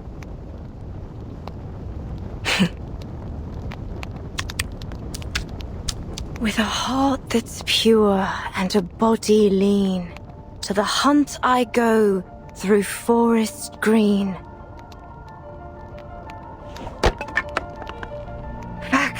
Pick it up and keep going, Charlotte. The movement's correct. First spin, then run the geranium over the shoulder, let it slide down the back, and as it falls to the ground, step on it to hop into the air. Then, Sulis, All life's offerings I bring as sacrifice to you from the growing spring. Ugh, this is all wrong. The flow needs to be smoother. All right, let's try this again. The sprouting light within the world's egg lays.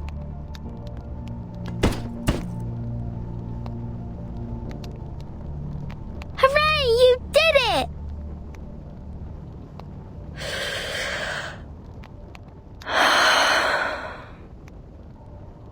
This element requires a 720-degree turn. I haven't even made it to 600. Oh. Once more from the beginning. Your endless quest brings parents joyful days.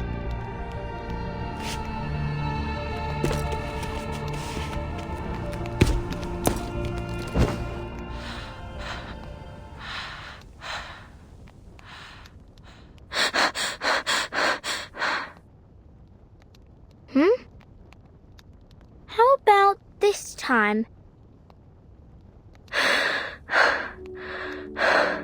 I did it. You did what? I completed the element. I did it. Blimey!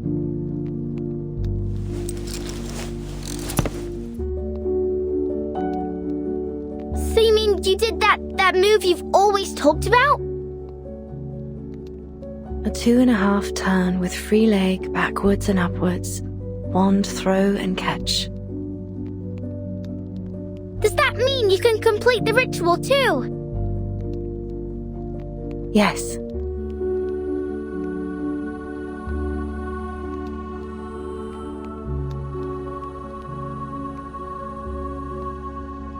All right. That's enough for today.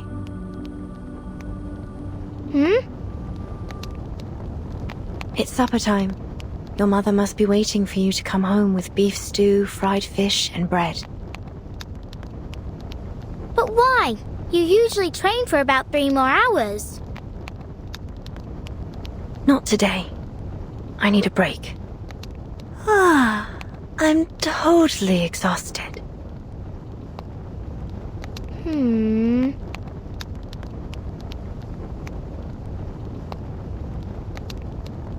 Why are you still standing there? Do I need to get His Majesty's limousine to pick you up? Oh, I get it. If I don't leave now, the critters in the garden will bite my ears.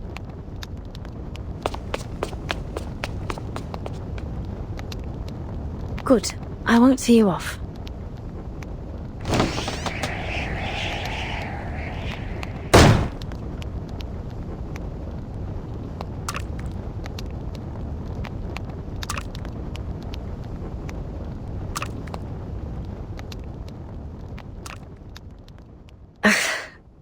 Bloody. You filthy little stain. Whoever gave you permission to stick to my cauldron?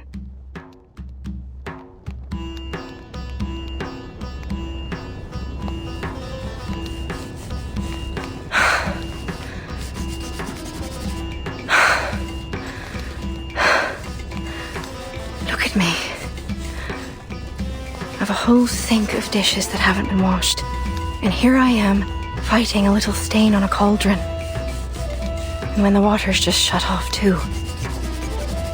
I did ask Buzzy to visit the Water Resource Office. Hopefully it didn't slip her mind. If she even knows how to use it. Never mind. I can clean it off without water.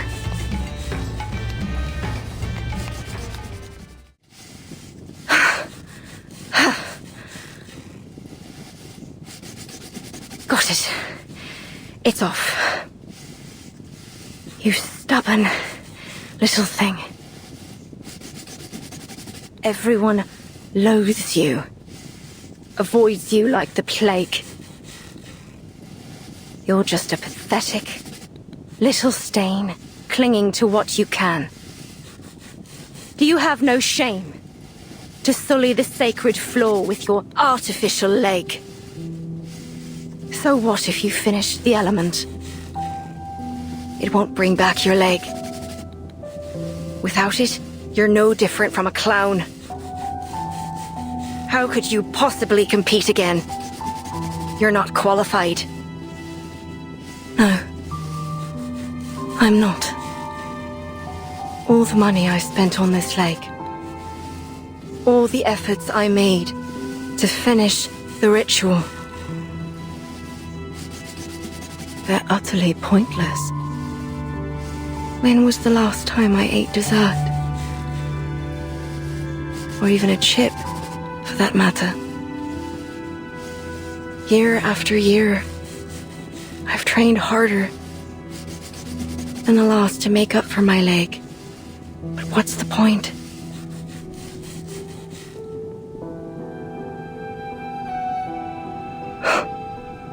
Forget it. Everything will be all right. Just give up. Stop thinking about it. Stop hoping. Don't look back or ahead. Just look at the cauldron.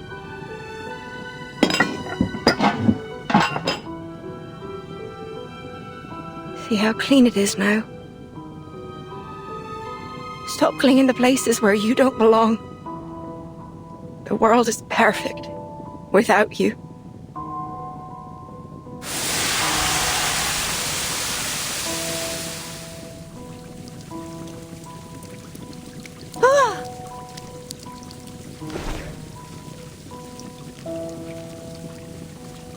No!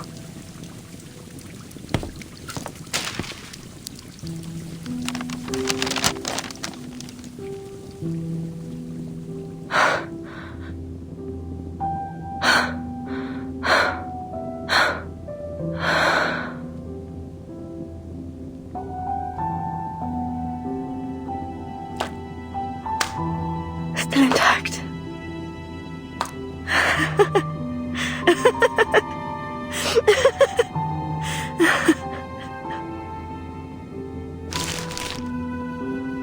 Still intact.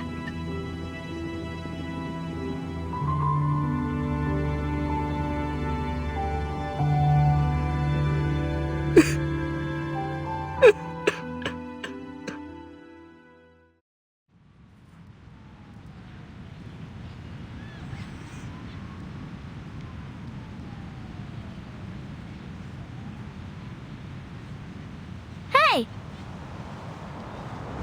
Oh! Miss Bartley! I finally found you! Flutterpage, is that you? I can hardly open my eyes in all this wind. Where are you? I'm right here!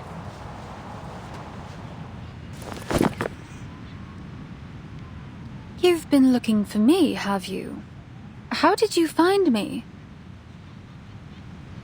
I knew where you were staying in London, but you wasn't there when I arrived.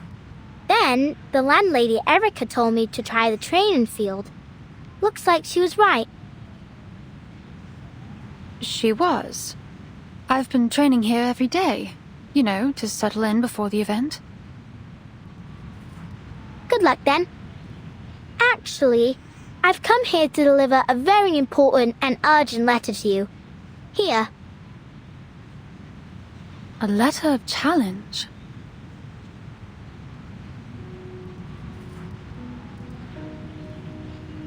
I, Liberty Grove, on behalf of Charlotte O'Hagan, hereby challenge Caroline Bartley to see who will become the champion of the floor ritual in the Uluru Games. No matter if you're a seeded player, a champion, or the son you say you are, Charlotte O'Hagan, the only floor ritualist to master the 2.5 turn with free leg backwards and upwards, one throw and catch, will defeat you and win first place in the London qualifiers. What? You mean...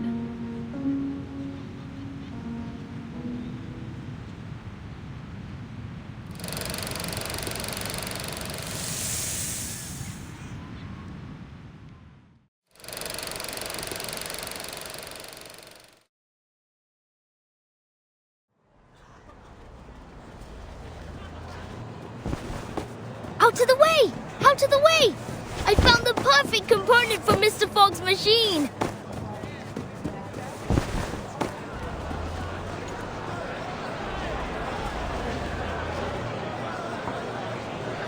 This allows us to analyze the composition of the atmosphere.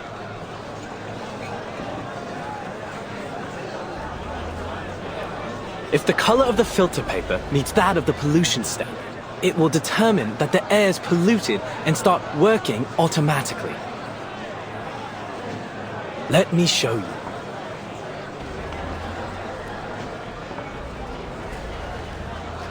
Excuse me! Oi! Mr. Fogg, look! I found a glass stopper! It's the one you were looking for, right?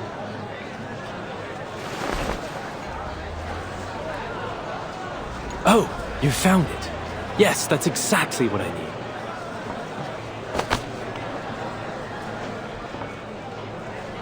Your attention, please.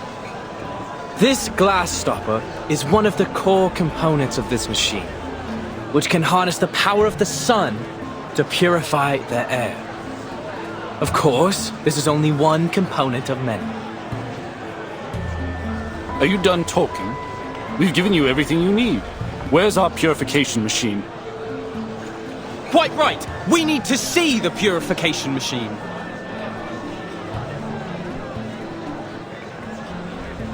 No need to worry, folks. Believe me, there is no one who wants this purification machine to work more than I. So, I've been doing some experiments. Arthur! Maid! Here!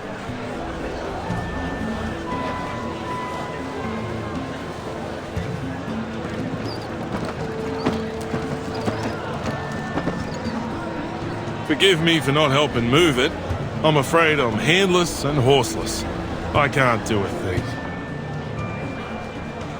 What the bloody hell is that? Some kind of mechanical freak? Not to worry, Brimley. Now, folks, take a look at this.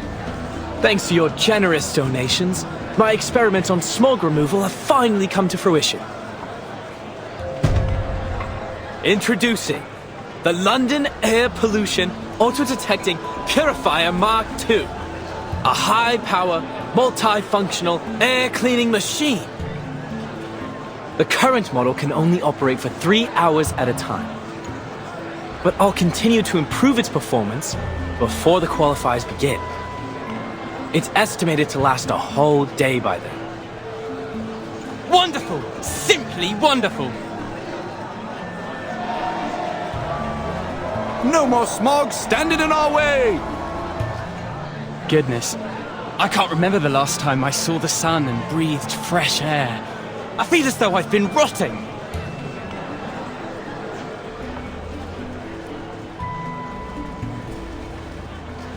It's an honor to see that sweet smile of yours, Dal. I think I'm inspired somehow. I've always felt like a bit of an outsider in London, but this festive atmosphere makes me feel a sense of belonging. I totally understand.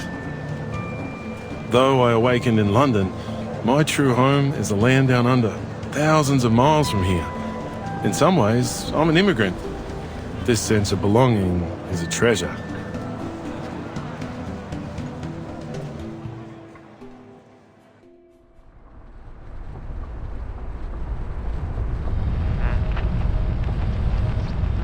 Yes, as an East London resident, my chest swelled with pride when I learned that the Uluru qualifiers would be held here. I couldn't wait to see what would happen.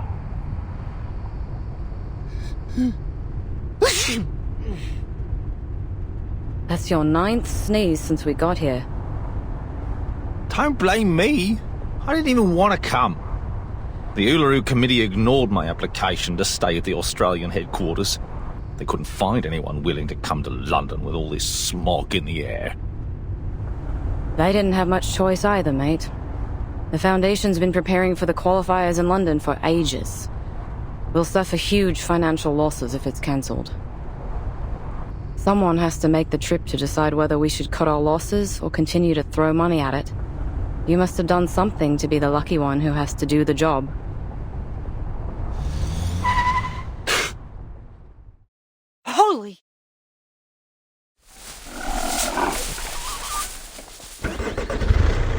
do apologise. These little monsters are all over the streets these days. He sounds so calm. You'd think he was just talking about stray cats. You have to admire the stoicism of the Brits, especially in the face of all this. Honestly, this environment's totally unsuitable for any kind of outdoor activity. Hey,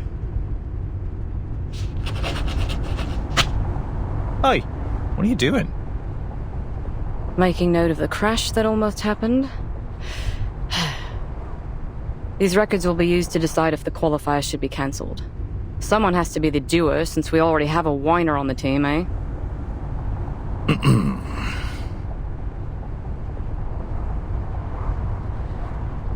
Look at all the decorations and posters. So much preparation for an event that won't even be held. I'm surprised they even want to hold the qualifiers, given the situation.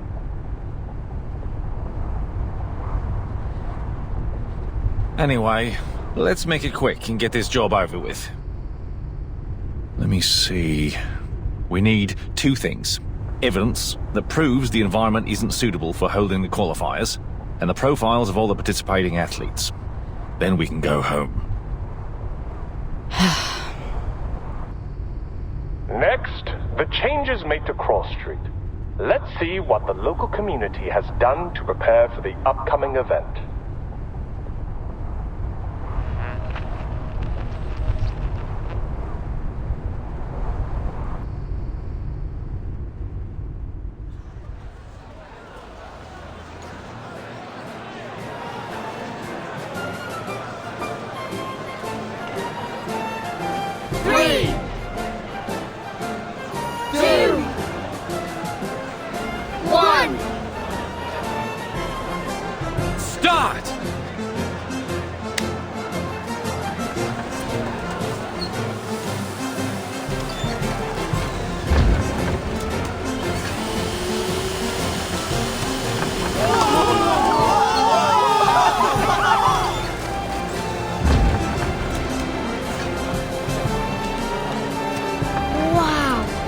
Look, Dad! Are those clouds in the sky? They're so white and fluffy! Yeah, so fresh. I've never felt anything like it. Hey, I can even see Keaton's store 50 yards from here. Hello! See, Keaton's waving back!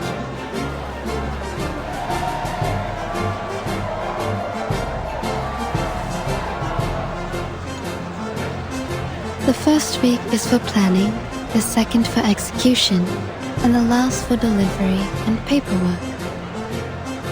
Looks like you've completed the tasks as scheduled. Are you relieved?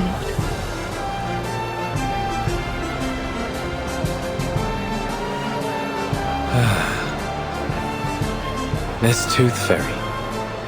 The sun is so golden and warm. Don't mind him. He's all over the place after working non-stop for the last few weeks. He's just trying to say he's happy, that's all. What about you? How do you feel? Me? The ranger's soul inside me has always wanted to gallop beneath the blazing sun. Yahoo!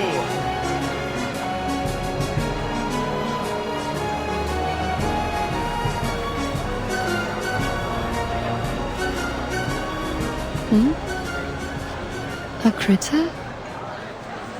No. Is that the black fog? What's it doing here?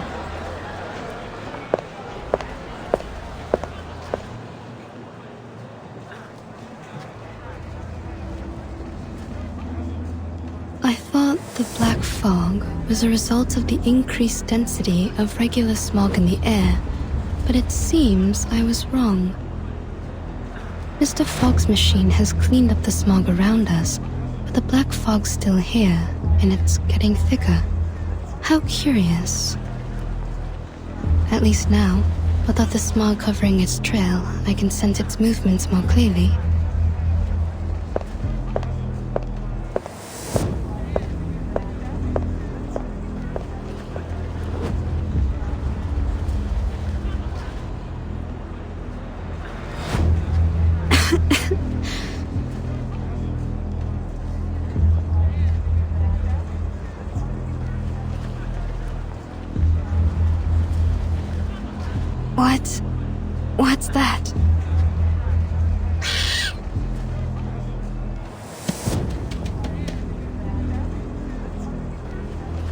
Huh?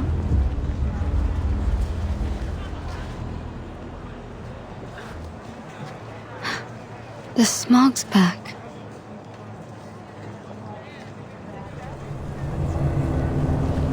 I did hear that these little things tend to gather in the quiet alleys of Cross Street. Perhaps they like a visit from the Tooth Fairies.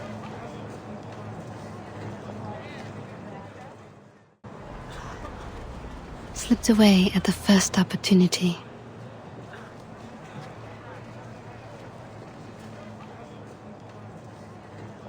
I knew it.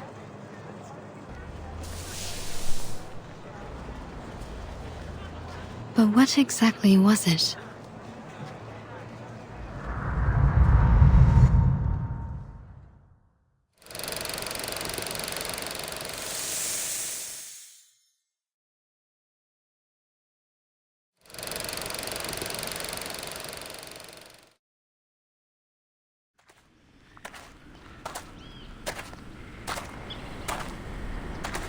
Knock, knock. Which would make the world a better place? Art or a heart of gold? Neither. The little knocker-up of Flutterpage will.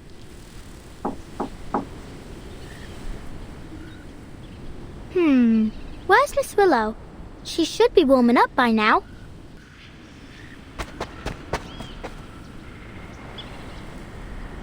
Where's she gone? Miss Willow? Miss Willow!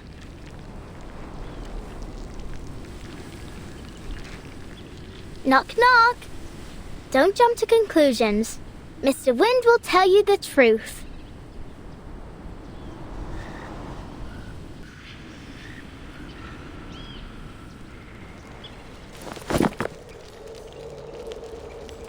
Knock, knock. I'll open all the windows and doors, and all the treasure chests too. Miss Willow? Miss Willow? Miss Willow? What are you doing over there?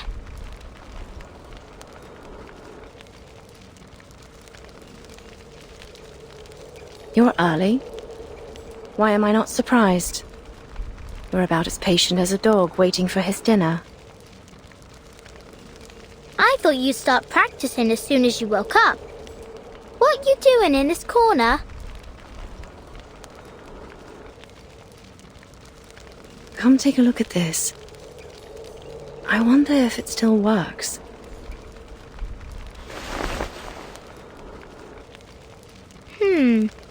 What a strange thing. What is it? It's a sort of instrument called the didgeridoo. Come give it a try. First, put your hand on it like this.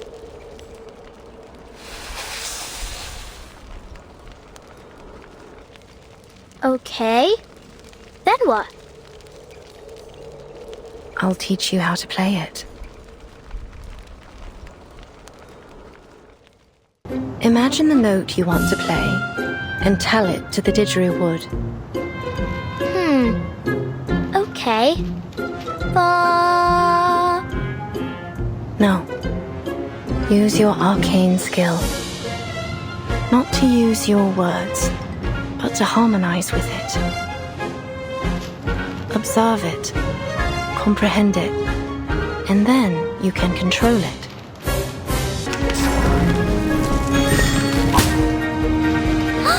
It made a sound! Did you hear that? Let me show you how it's done.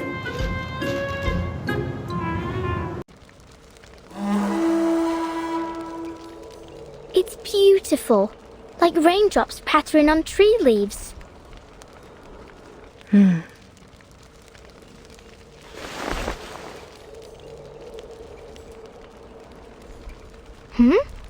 Why has it gone quiet all of a sudden? It's broken.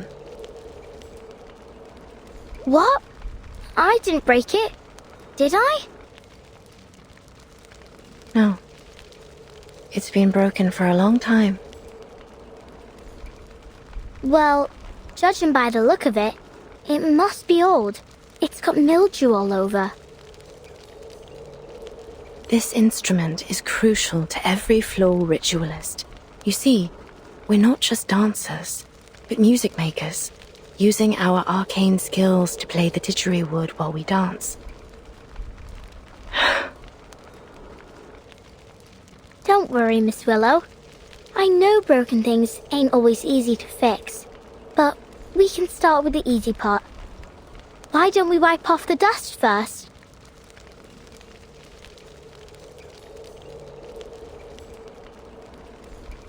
Huh? Is this the athlete registration form for the qualifiers?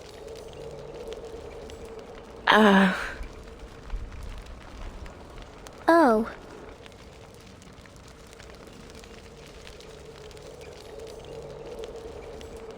And look, you ain't submitted it. Why not? There's still time, isn't there? No! You already missed the window! Blimey! We've got to do something about this. Oh, that's right. Mr. Fogg said that 2 officers from the Australian headquarters would arrive in London today. I think we can ask them to pull the... What was the word?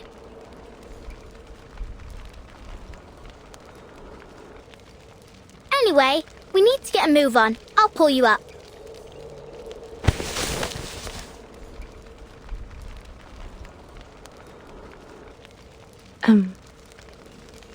Flutterpage. Maybe it's time to give up.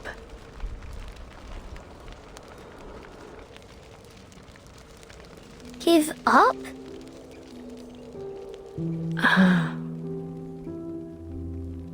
What do you mean, give up?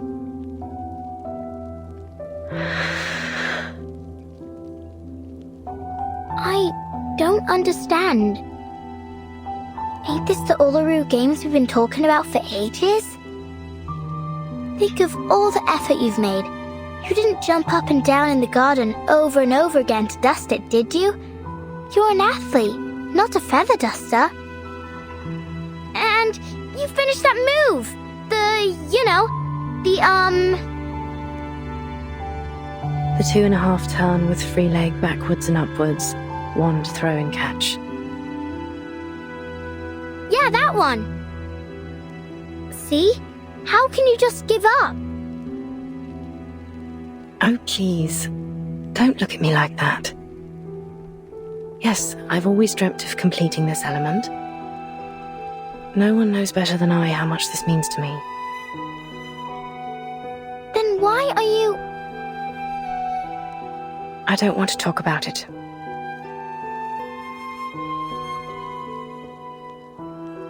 You should leave. I need to see what I can do to fix the didgeridoo. Don't forget to close the door behind you.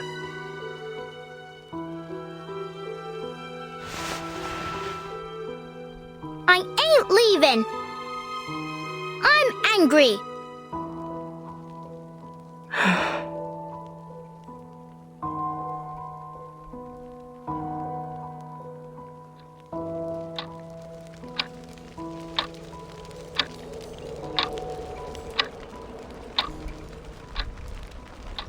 Don't be upset. It's not that serious.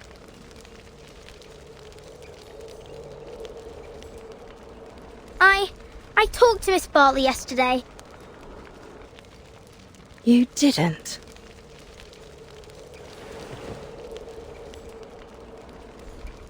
Yeah, I challenged her on your behalf with a letter. She only visited me so she could show off all the titles she's won. She's not the first to come just to laugh in my face. That ain't true. Caroline was happy when she got the letter. What? She was really looking forward to competing against you. She told me why too. She said you were the most talented and hard-working player she'd ever seen, and that it took all her effort just to keep you in her sight, let alone catch up with you. Because you're different, the one true master of the art. If there were only one gold medal in the history of the floor ritual, it'd be meant for you. Those were her exact words.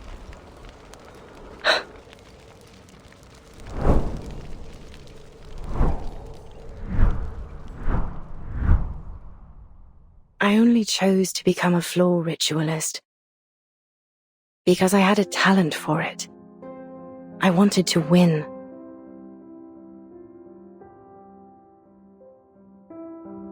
So I practiced and practiced, paying little attention to anything else.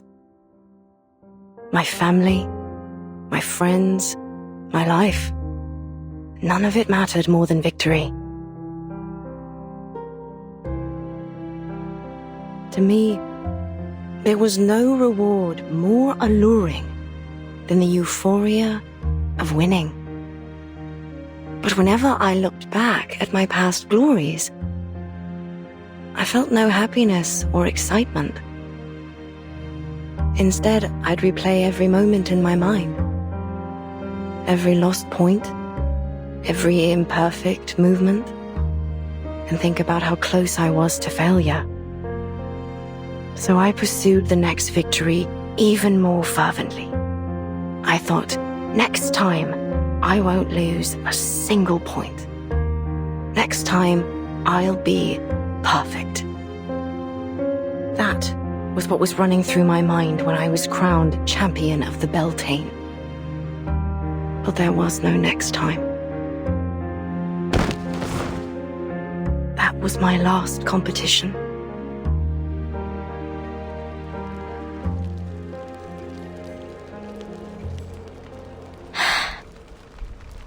But you can still have a next time. You can still try again. Look at you. Your skills haven't dulled a bit. What's the point? I've pushed away everyone I wanted to honor with my victories. I've strayed too far from home. Not to mention...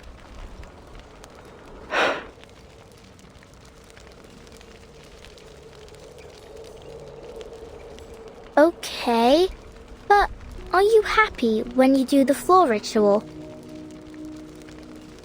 Am I... happy? See? I love being a knocker-upper. Every morning, I get to see all kinds of sleeping positions. Some people cuddle, others curl up in a ball, and some ain't even in bed at all. I like watching them wake up too, like newborn kittens learning to crawl. And finally, when they completely open their eyes and stand on their feet, I feel a gust of fresh wind rushing out the window. It makes me happy. So what about you? Does the floor ritual make you happy? I don't know. The only thing that comes to mind is that after a game, me mam would take me to the old cake shop down the road and buy me a cheesecake. The same one every time. That was the only time I'd allow myself to eat dessert.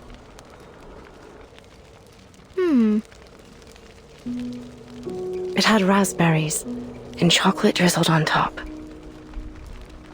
I can still remember the taste. Sweet and tart, with a light bitterness. Oh! So what really makes you happy is the cheesecake after the game. What? Right. Then let's get you registered for the qualifiers so you can have that post-game celebration cheesecake again. What are you... Let's go talk to Mr. Fogg. I'm sure he can find a way to get you into the qualifiers. And if your leg's causing you trouble or anything, Miss Toothfairy can help you out. She is a doctor from the Foundation, after all. Wait.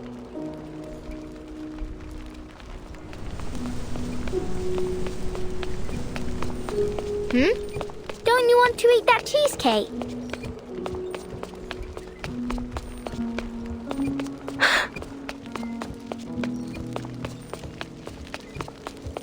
Don't you think it'll make you happy? That cheesecake.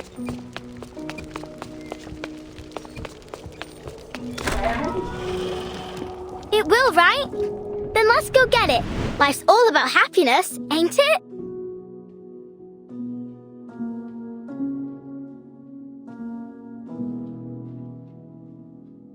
You silly little Buzzy.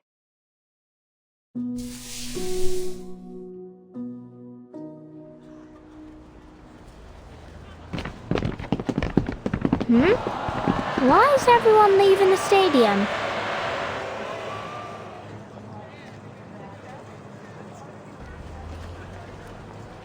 Oi, where are you all going? Home. Home? Why? Mr. Fogg's holding the ribbon cutting ceremony for his machine in the stadium. Why ain't you going there? It ain't happening. Pardon? I said it ain't happening. The ceremony. The Foundation officers cancelled the qualifiers. Mr. Fogg's so-called biggest air purifier ever doesn't work.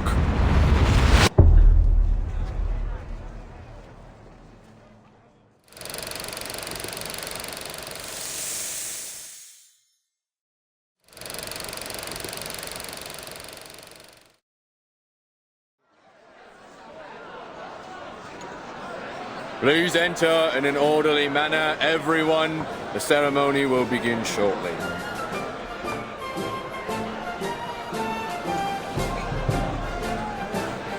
Freddy, can you see Mr. Fogg? I can't see a thing past all these people. You brought the telescope, didn't you, Dad? Maybe I can see if I look through it. Good idea. Here, take the telescope and get on my shoulders. Hold on tight, you hear? This crowd's rabid. All this pushing and shoving just to take a look at a machine. Then again, the most exciting thing we've had around here as of late is the rats fighting in the underground. I see him, Dad. I see Mr. Fogg. What's he doing? Blimey! He's smacking the machine. It's really strange looking. About half the height of Mr. Fogg and connected to a very long tube and a massive funnel. Oh, what's that? Right there inside the machine, there's a huge mechanical organ or something, like a lung. Oh, sod it. Hold tight, Freddy. Dad's going to squeeze his way to the front. All right, I can see them now. Eh? I don't recognize those two in uniform. Are they the officers sent from the Foundation headquarters in Australia? That's what I heard. The Uluru Committee sent them here to supervise the qualifiers, and they'll report the results back to their headquarters too. Ah, so it's down to them whether our athletes make it to the finals in Australia or not. I'm counting on them. Oh, please, Will. It's the players that you should count on, not the judges. Well, I hope they like Caroline as much as I do. Look, Dad! Mr. Fogg's about to give a demonstration of his purifier to the officers! I heard that it can filter out the smog within 10 yards of itself, and it only takes one night to process the waste. The qualifiers will only last 2 weeks, so it should manage splendidly. It's working! It's working! Blimey, it's powerful!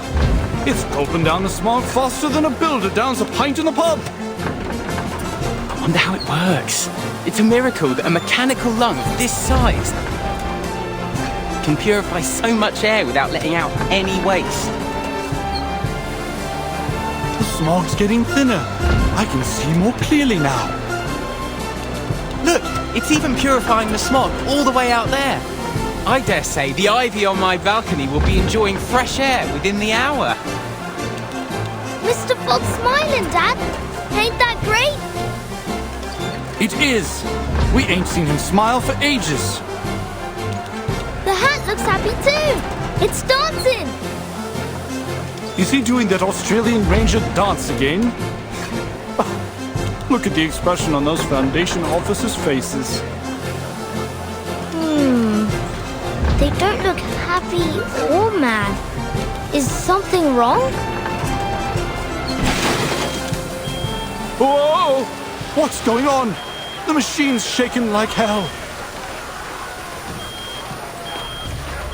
What's that sound? Some kind of alarm? Christ! Cover your ears, Freddy. That howling will make you deaf. What in the bloody hell is going on?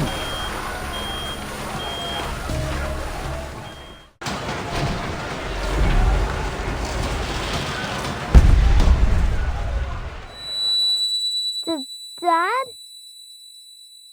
Freddy, are you all right? I'm fine. It's the machine. It blew up. What? First the pipe blew open, then its glass belly shattered, and the mechanical lung rolled out from inside. It's vomiting up black blood. There's no way. And Mr. Fogg. What happened to him? He's coughing and coughing.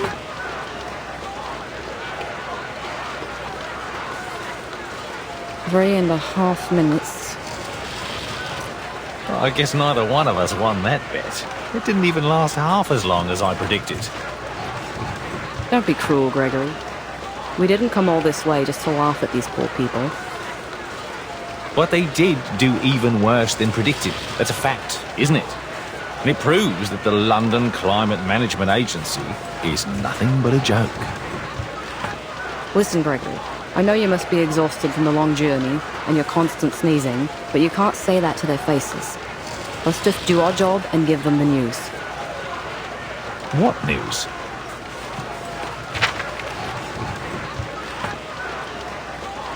We have to tell them.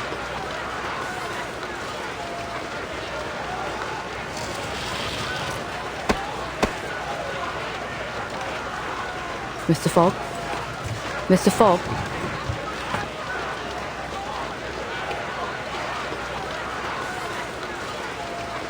Please move aside. I need to use the microphone.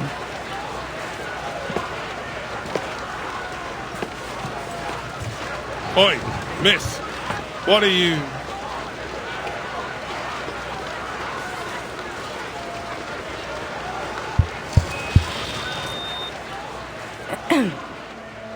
Ladies and gentlemen, thank you all for coming to the ceremony today.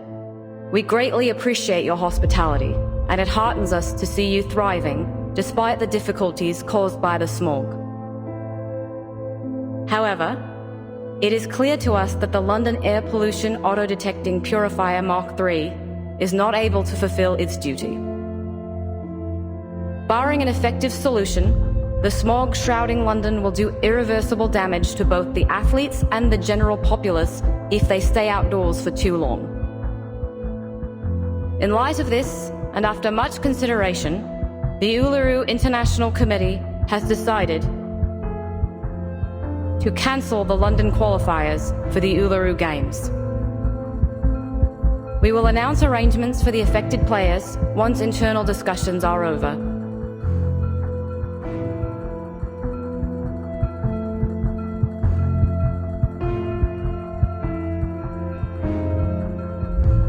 Thank you all for your hard work.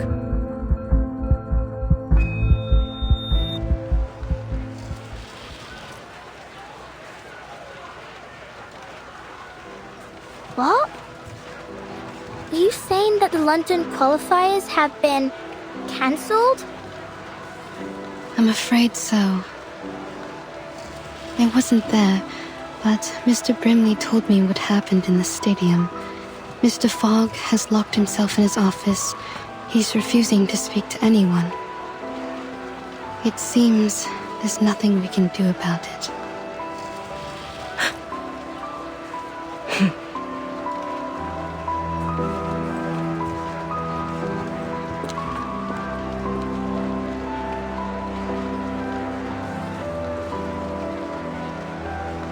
Miss Willow?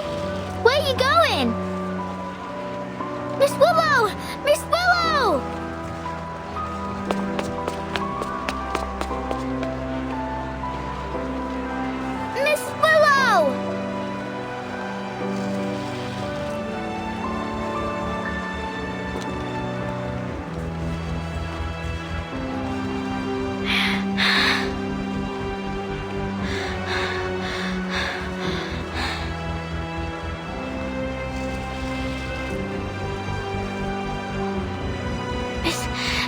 Tooth Fairy. Why?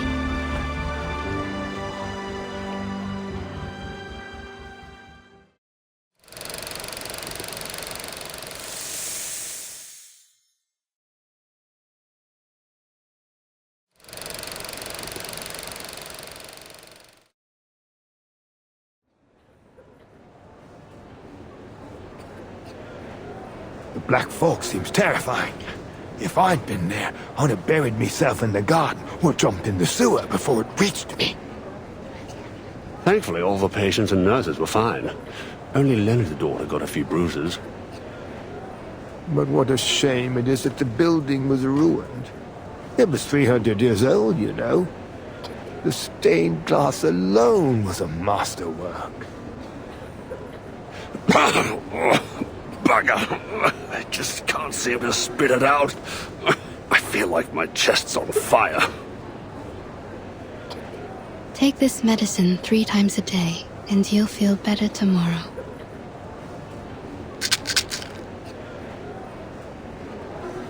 Case 132. Clinical symptoms. Burning sensation in chest, blackening of ears. Quite different from a regular tuberculosis patient. Maybe this is a different disease altogether. Damn this black fog. Qualifiers are cancelled, fairs closed down. Even Cross Street's been cordoned off. To see the posters of the athletes all covered up with fires, it's utterly hopeless.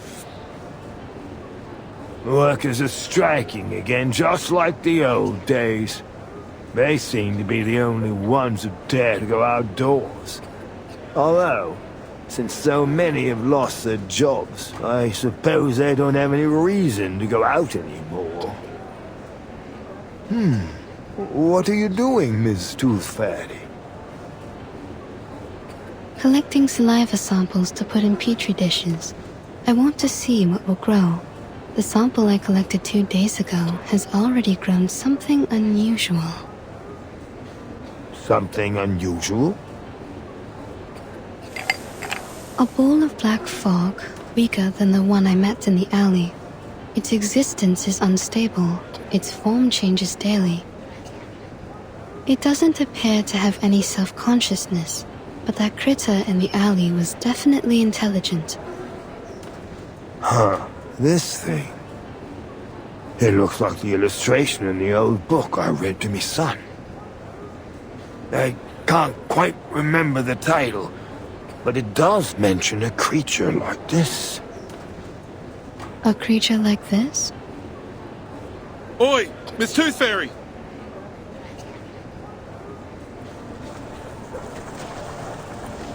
It's an emergency, Dal. The little tack is in danger.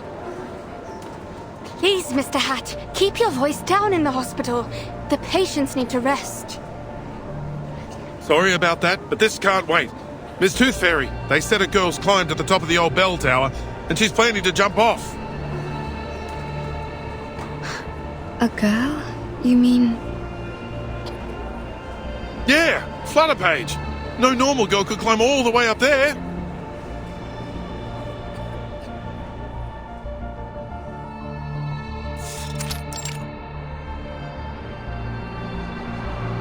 Oi, girl! Get down! It's dangerous up there!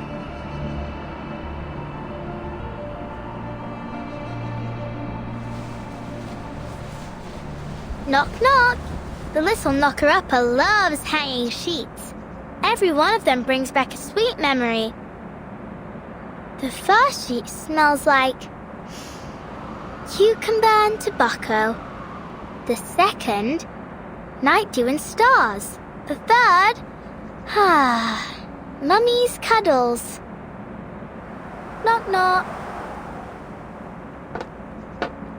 You know, you didn't need to come up so high just to hang your sheets. Miss Tooth Fairy, well, what are you doing here?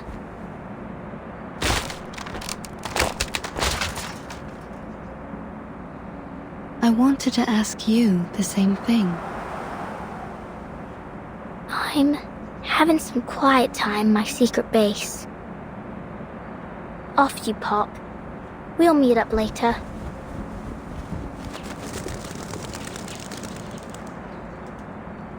I understand your need for privacy, but given that almost everyone in London is talking about a girl who's about to jump off the bell tower, I'd say this isn't the spot for it. Jump off the bell tower? Oh, like I might fall. Don't worry, I'll be fine as long as the wind's blowing. I'll ride it all the way to, Australia? Yeah, Australia. They must be preparing for the finals there.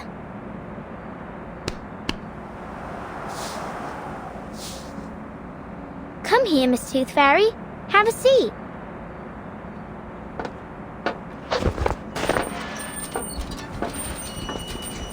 Come on, Liberty! Quickly! It's dangerous up there! Don't listen to him, Liberty! Oh, you! Watch your word! She might jump right off the bloody thing!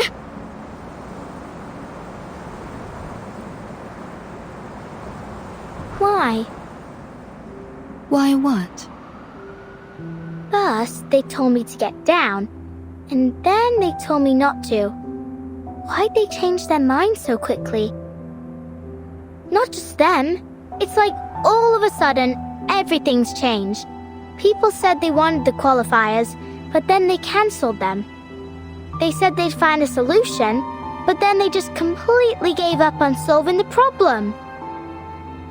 Why couldn't they just keep at it until they achieve something? It's like climbing this bell tower. You've got to push through and keep going until you reach the top. Otherwise, you'll never get to enjoy the view. Maybe they...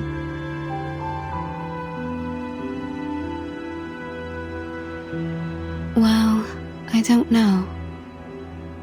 Miss Tooth Fairy, I think I did something wrong.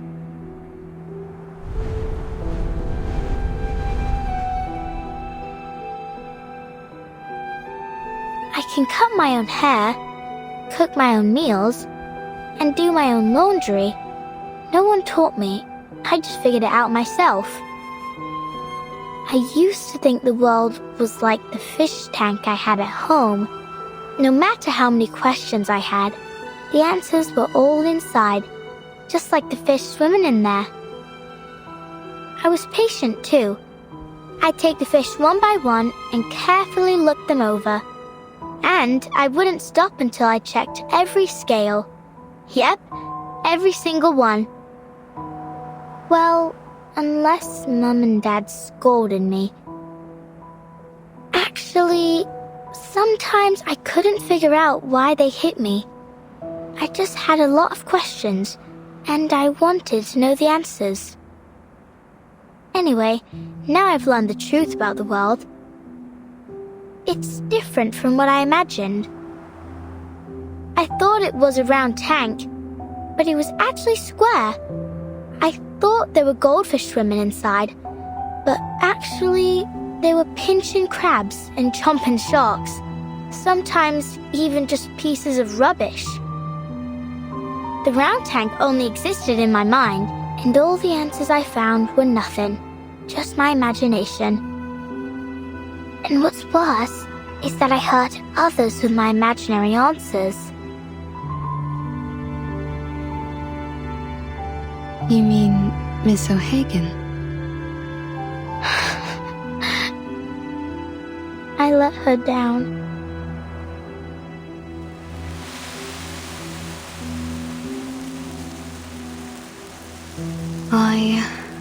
I spent my entire youth learning how to get along with others. And you know what I realized? People will change as long as the result benefits them. Once things are going well, whether expected or not, people often forget the goals they set before they reach that point. What I'm trying to say is, we need to remember who we really are and what we really want.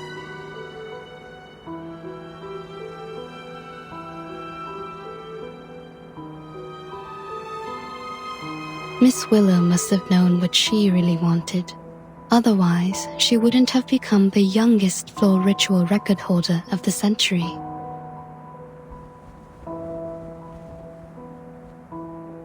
I'm sure she understands that it wasn't your fault.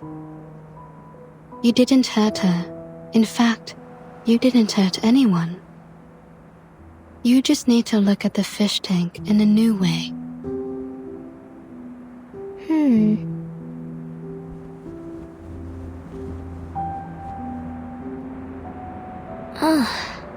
It hurts.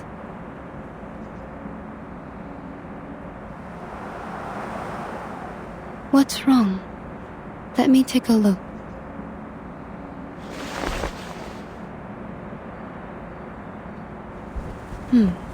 You're losing a tooth. A new tooth is pushing out the old one. A new tooth? But I've already lost all my baby teeth. Open your mouth. Don't worry, it won't hurt. Oh, ouch! It's out. Look.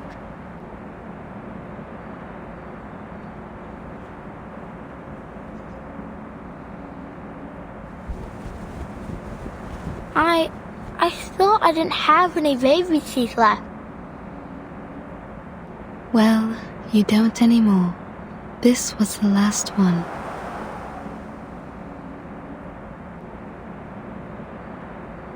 Ew, it stinks. It does.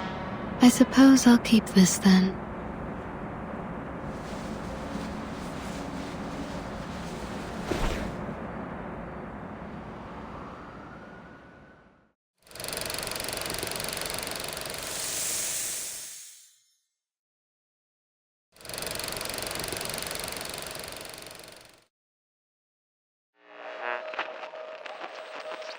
Let's listen again to the interview she had all those years ago.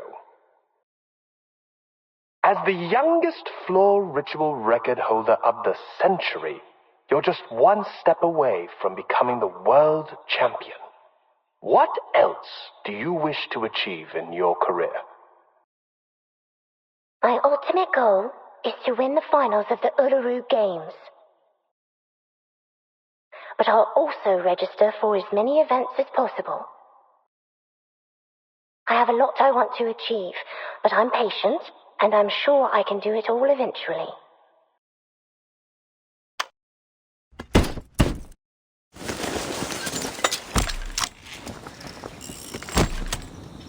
Now, old friend.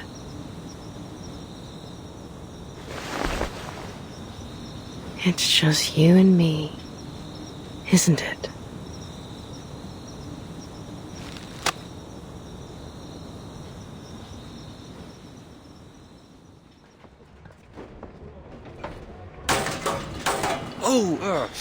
Careful with the scaffolding, fellas. You wouldn't want it to fall on your feet. You'll be hobbling about for months.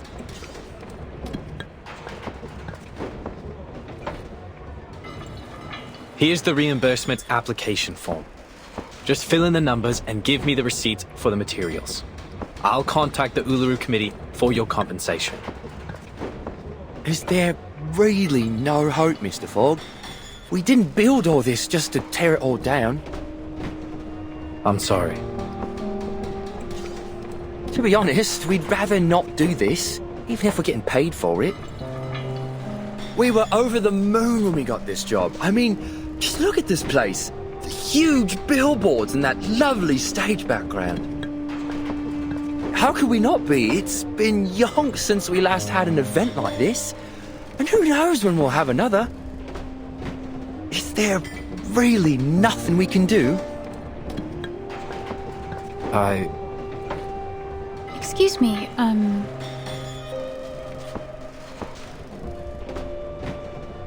Oops. Look at me, blocking the doorway with me ladder. Begging your pardon, miss. That's quite all right. I'm glad to stay a little longer and talk with everyone. None of us want to leave, actually. How sad. But it's true. Who'd want to leave after all the trouble we've gone to? Miss Bartley, I must say, I didn't expect to see you here after all the qualifiers were cancelled. Hello, Mr. Fogg. I'm glad to see you back on your feet. Well, I can't wallow all day. There's a lot of cleaning up to do. And someone has to do it. How about you, Miss Bartley? Will you be leaving shortly? Yes. I suppose I'll go home and wait to hear the arrangements the committee's come up with.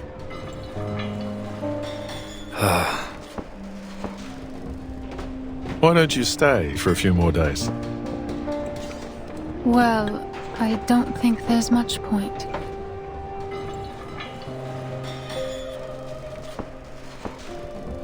In fact, I'm the #1 seed this year, so I don't even have to participate in the qualifiers to advance in the finals. It's a new system they introduced to get a step closer to the standardization of human sporting events. I only joined because I couldn't pass up the opportunity to compete in my hometown. This was going to be the last competition of my career.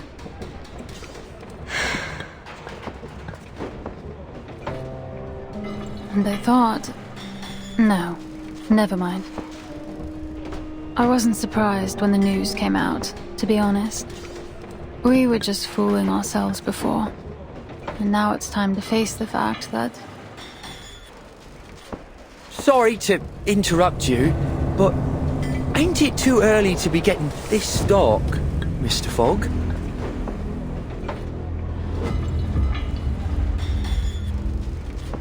Crikey. What time is it, mate? I don't have to look at my watch to know it isn't night yet. Then what's going on?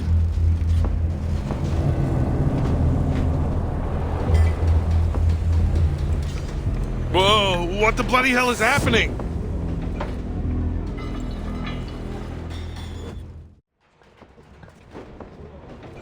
Are you all right? All good, thanks. What the blazes was that? It looked just like the black fog that attacked the hospital. Only smaller, and it was a different shape. Let's move to your office, Mr. Fogg. There's something we need to talk about. I believe all these problems we're having, the smog, the tuberculosis, the failure of your machine, have something to do with the black fog. What? But first, we need to get everyone out of the stadium in case it attacks again.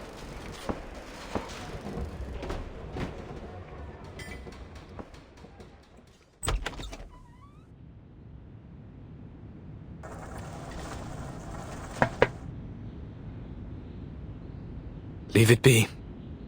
It's no use worrying about it now.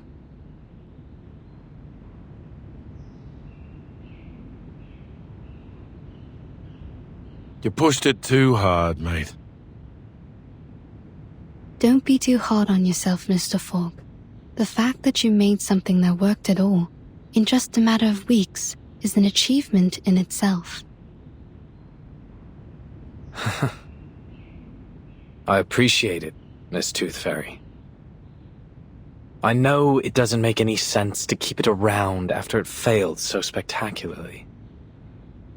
But I just...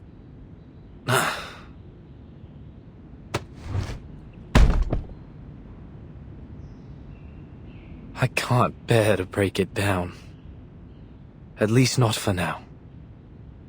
I enchanted it with my arcane skill. So we're linked together. It used to breathe as I did. And now I cough and splutter just like it does.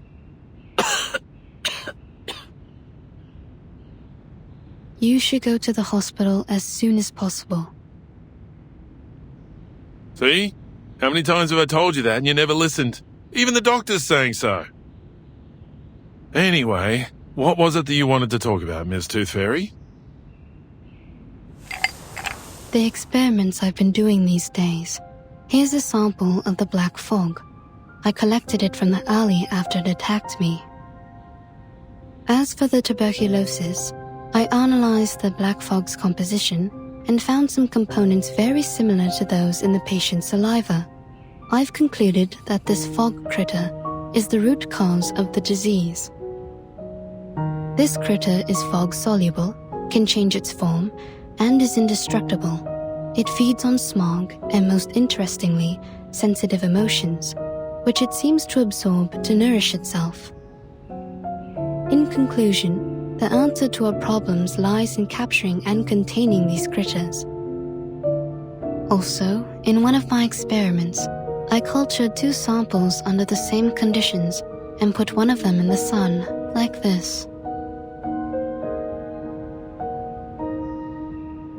See, even in today's dim sunlight, it shrinks very quickly. Just wait a moment and you'll see. Its true being. Sunlight is their weakness. That's why you never see them in areas with clear skies.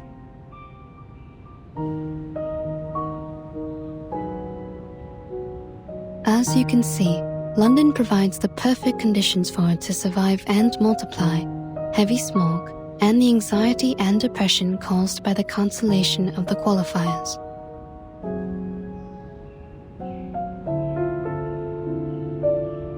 I do believe you're right. But it won't be easy to capture these things. No, definitely not. I'm still trying to figure that one out. We may be able to lure them into a trap, but we need to make a specific plan so that the process is controllable and the results predictable. A specific plan? The only plan I can think of is to pray to God. Some people may seek answers from the divine, but whether that works or not is another matter.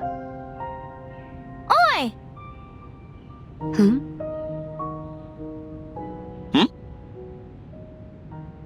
Hello?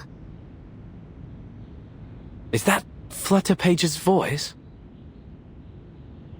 Sure is. Over there, mate. Outside the window.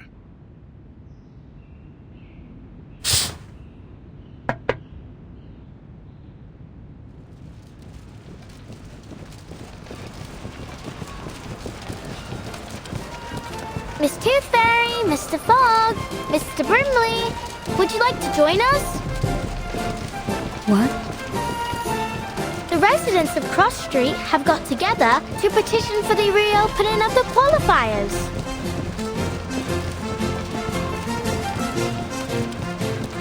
Why, folks, how about the diet? It's a family heirloom, but it'll be perfect for the floating stock fleet. And I'll be the stop for it. I'm an excellent timekeeper. I can keep time down to the millisecond. We also need a fair good, right? Then I'll put myself forward. Everyone on Cross Street knows I'm an excellent mediator. Everyone's brought things from their homes. Ladders, hanging rods, clotheslines, anything that might be useful. We're going to rebuild the stadium together. So, will you join us? What? Are you serious? Struth! I don't know what to say. This is unbelievable.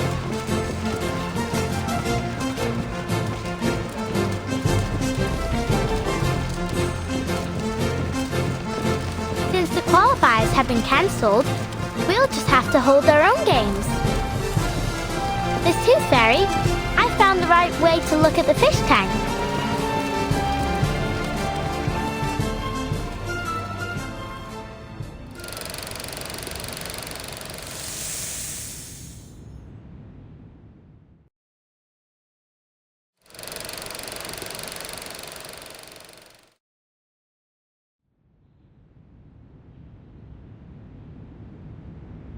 So, you're going to join them? You know me. I'll always jump rim first into the unknown. But the Foundation's already pulled their funding. The workers are already awaiting their reimbursement. And some players have already left. How could we possibly hold it? Mate, listen up.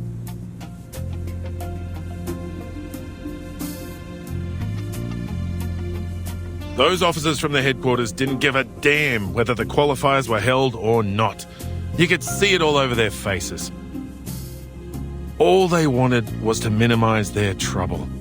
Did you see how quickly they applied for the cancellation and reimbursement? How hastily they made promises to pacify the people. I've never seen anyone more ready to get things over with. Their job was done as soon as they got the player list. They'd probably already moved their attention to the qualifiers in other regions. After all, our qualifiers are no different from the others to them. But it means something to us, doesn't it? At least for me, this could be my chance to go to Australia. My very nature wants me to run free on the Red Land, to holler out and forget all my troubles. I think that's what we all want. In the heat of competition, people are at their best, their most pure. Think about it, mate. You're not the only one who's put a lot of effort into this machine. It hurts me to see it rotting the office too. If you're really going to give up because of a few words from an authority, then as your partner, I have to tell you, don't ever let anyone deny your achievements, including yourself.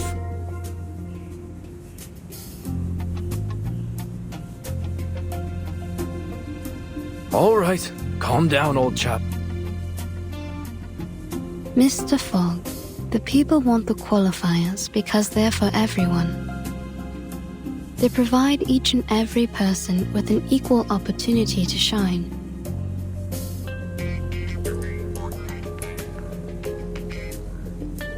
And that includes you and me. Although, for us, it'll be more like a battle to fight.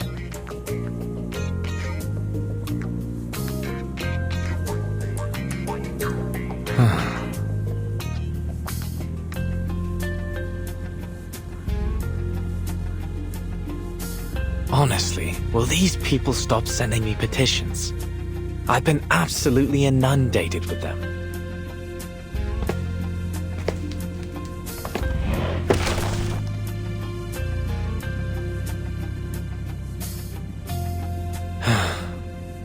Fine. Someone has to keep everyone healthy. I'll do everything I can to minimize the damage from the smog.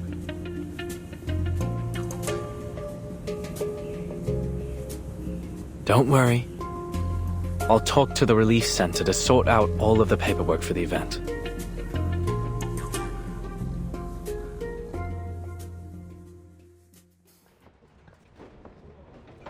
Here you are. This is yours. Please come here for a copy of the emergency guidebook if you don't have one. Make sure you read it carefully. We don't want anyone hurt if there's an emergency. And here, take the special sheet I enchanted to protect you from the smog. I came up with the idea a couple days ago. It can drive away the smog around you by controlling the wind. Not very effective, but it's better than nothing. Blimey! You did all this yourself? Yes, little knocker-upper, but you don't need to worry about us. We've lived in the smog for generations. What can it hurt to hold a little sport? Agreed. We asked for the exhibition ourselves, so we'll pay the price if anything happens. Here's the confirmation of your application. Your contingency plan has been approved by the Relief Center. My colleagues and I will do everything we can to keep you all safe. As for the London air pollution auto-detecting purifier Mark III, I'll do my best to fix it. Next, we'll gather the athletes who have yet to leave the city and hold a small exhibition game. Of course, it won't be an official event, but at least it'll give an opportunity for the athletes to demonstrate their hard work to a group of spectators. I'm sure they'll be a great source of inspiration for the people of London as they cheer on their favourite athletes. Oi, Mr. Fogg, I brought you this. It's Mrs. Brown's leek and potato soup with bread and butter. Oh, Mrs. Brown. Please give her my thanks. Has everyone eaten? Yeah, Mrs. Brown, Mrs. Jones, Ben's son and I have been cooking since 4 in the morning to get food out to everyone. But it still ain't enough. Almost everyone in the neighborhood's coming. All right, I have to go make more soup. See you later. Hey, what's that you got from the knocker-upper? An enchanted sheet, apparently. She told me to blow it when I need to use it.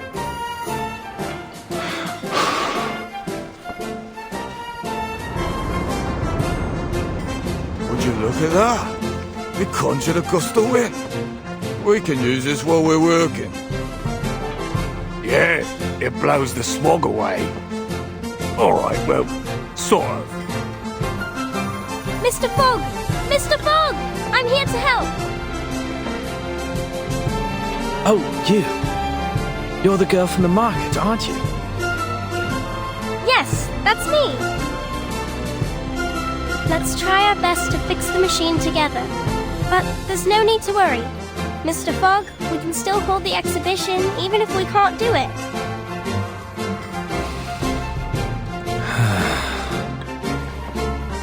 The exhibition.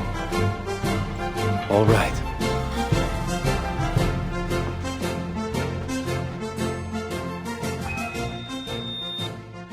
Next, introducing the London Uluru Exhibition Games.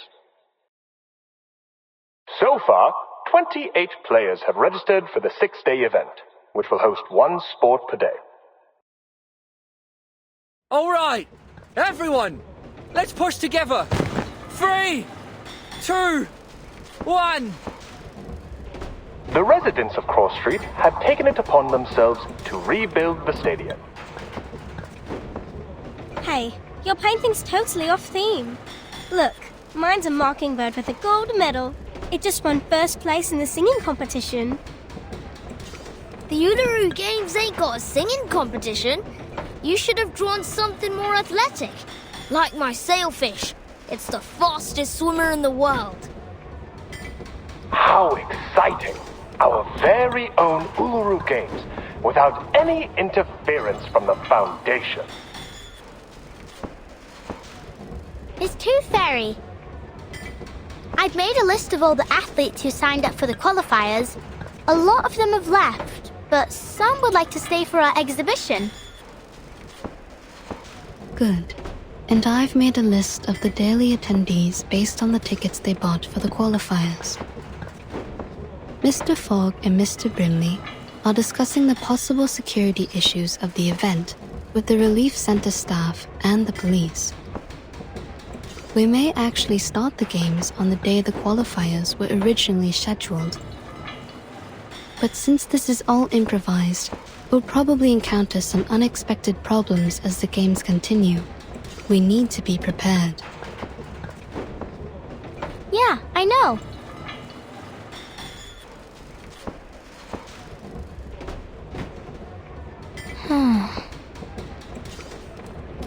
Thank you, Flutterpage.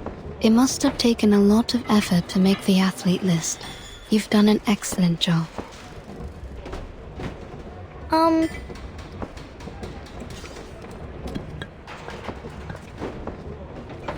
So, you saw the whole athlete list.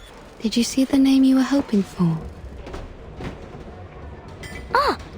How did you... Miss Tooth Fairy,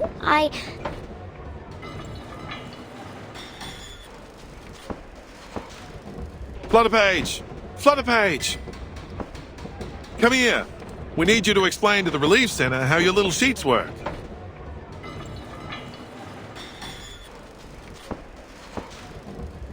Just go. They need you more than I do. Your explanation may decide whether the games can be held. All right, I'll talk to you later.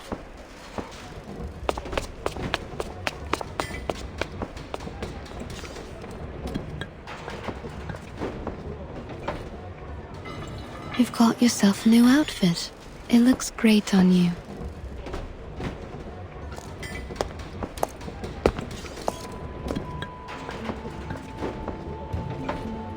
Oh, I like your coat too. Thank you. My grandmother had one just like it. She died 2 years ago. Had a proper sweet tooth, too. We'd have got along well. How did you know I was here? Oh, I didn't until my tooth fairies found you. So you have a whole jar of scapegoats who can take all the blame for you? How convenient. You've pulled yourself together, haven't you? Even your sarcasm has become bitter again.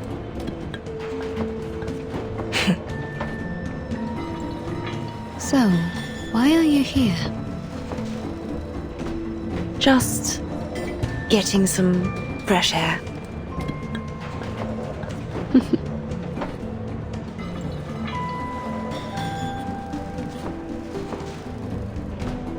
Look at them.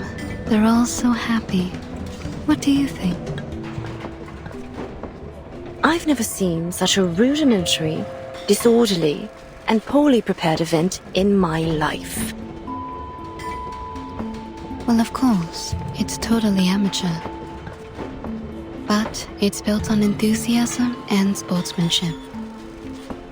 Athletes will go head-to-head, spectators will cheer, and the stadium will be lit up by the energy they release together.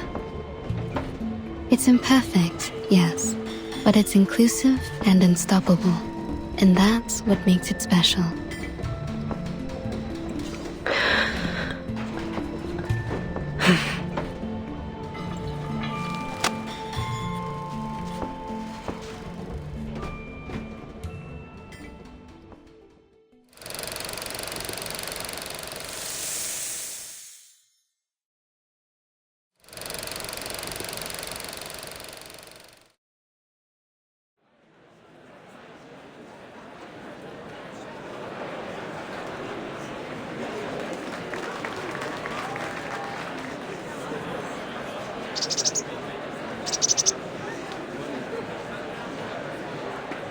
Leave it to me, Dal.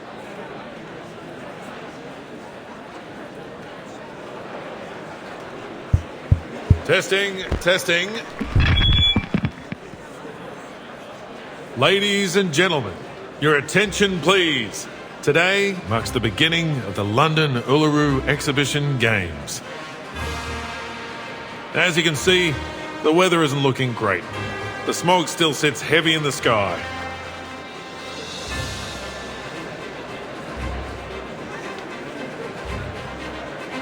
There's no wind, no sunshine, no warmth, and even my brim is soggy from the damp. It's truly miserable out here. On top of that, the stadium's shabby, and we only have a limited number of athletes. To many, these games would be seen as disappointing. However, even without the support of the Foundation, we've managed to rebuild this stadium with nothing but our own hands and determination. I've confirmed that our stadium meets all the standards required by the government, and there's no doubt that it matches the Foundation's too. As for the operation of our games, we've built a reliable team consisting of various Uluru professionals and supporters.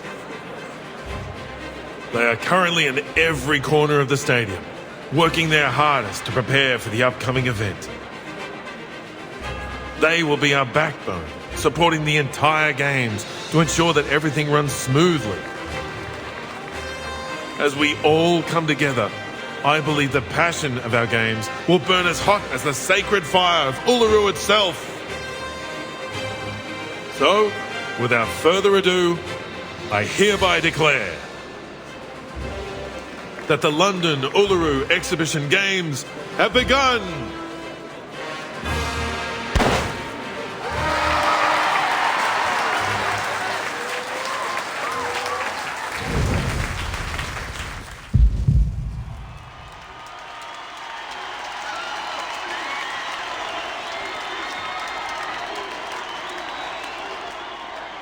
Miss Toothfairy, we don't have enough judges for the winged key archery.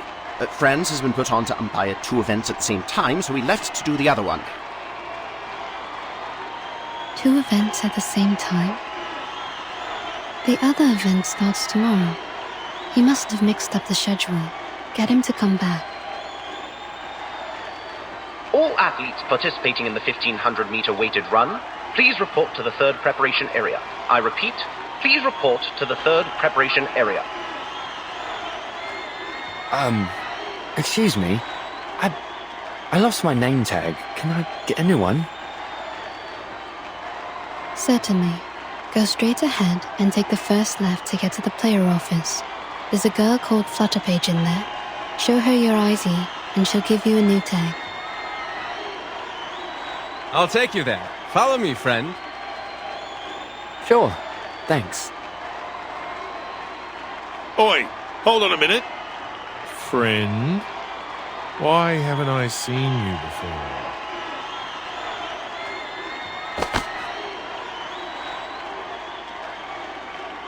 This ID is fake. Security! I'm just a big fan. Please don't kick me out.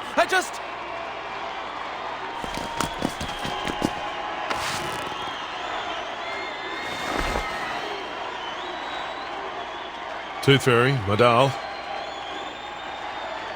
What is it, head of security? I've been told that a mate of ours would like to post some flyers in the stadium.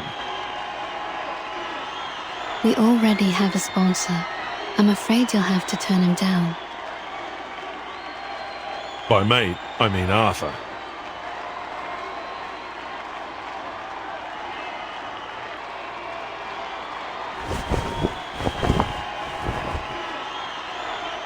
Has he been sitting all this time under that banner with his machine? Yeah, he's using it to show everyone what can happen if they breathe in too much smog.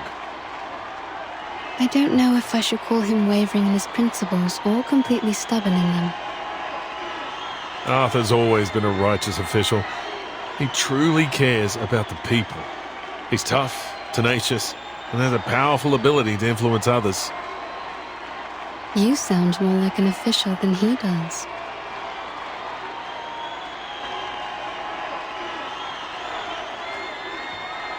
Come on, go for it! First place! Yes! What? No! Thank you! Thank you!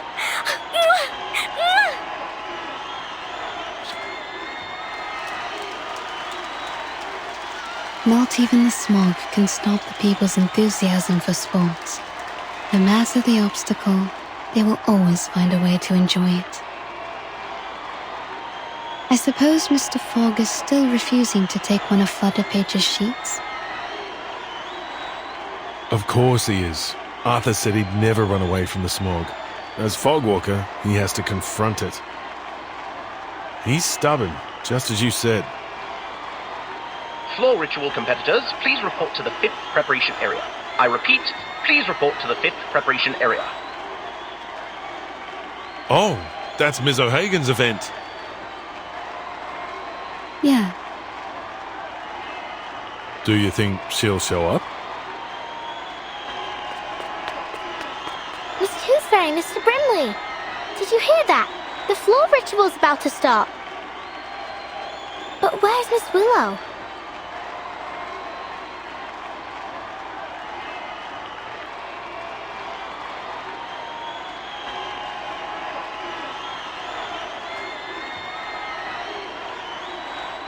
Go check the floor ritual venue, Flutterpage. What for? Is Miss Willow there?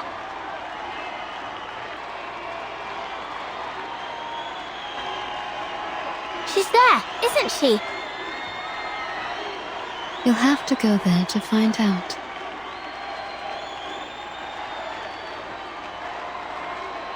I'll cover for you at the player office. Just go, little tacker. Go on then.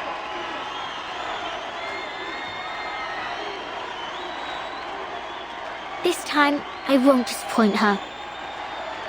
I brought her a real game. No need to climb the tower and hide away anymore. This is real.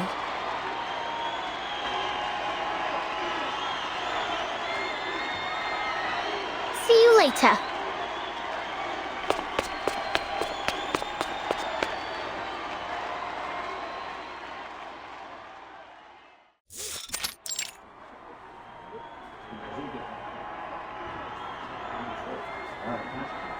Look at this place. You could find a better venue at any school in the city. These games are really something.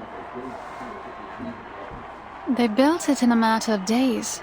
You can't ask for much. Oh my! It's an honor to meet you, Miss Bartley.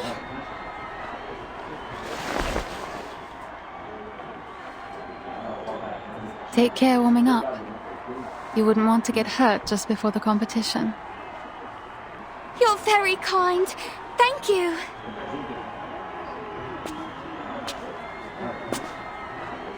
Floor ritual competitors, the event will start in 1 minute. Please confirm your numbers as I will be calling you to enter the floor in numerical order. Competitor number 2401, please enter the floor. Competitors 2402 and 2403, please wait in the locker room. Good luck.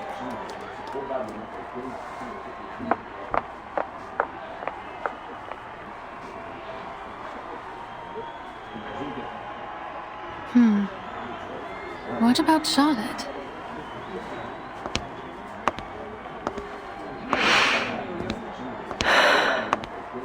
Charlotte, you're here. I knew you wouldn't be able to stay away. You haven't changed a bit.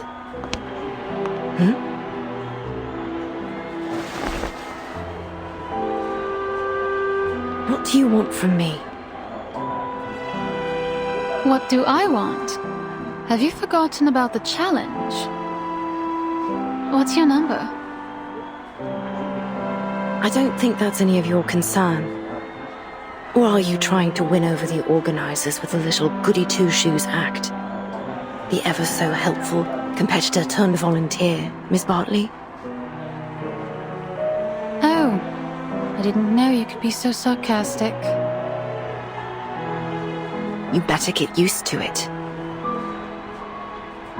Really? You mean we'll chat again in the future?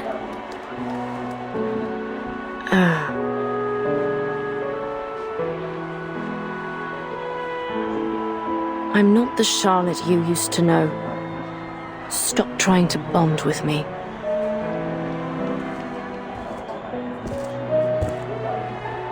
But you are the Charlotte I used to know.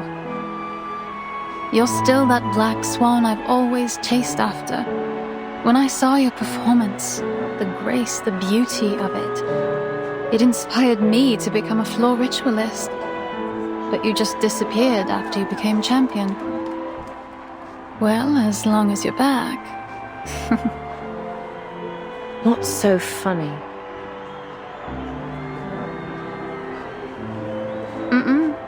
See you on the floor.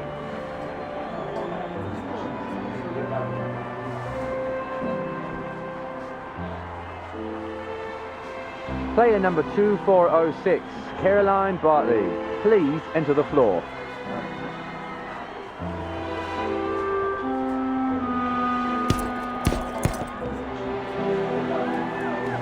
Time for me to head in too.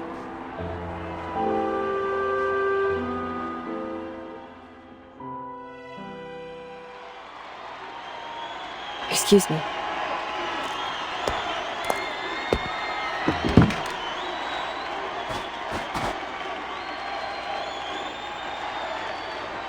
Player number 2406, Caroline Bartley, whenever you're ready.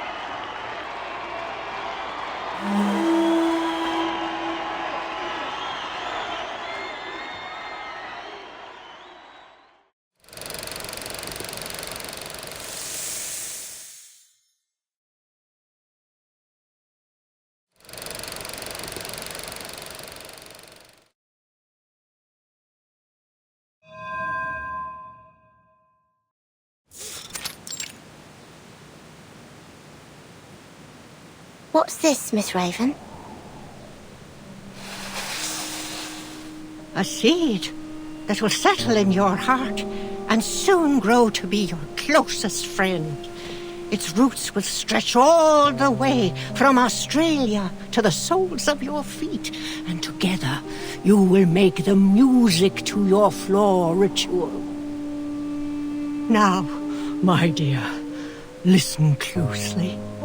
Listen to what it has to say. Listen Hold it. Feel it. Let it know who you are. It isn't just a piece of wood, but a mouthpiece passed down through the ages. It allows us to understand what our God hears during the ritual. It doesn't look all that special to me. Silly girl.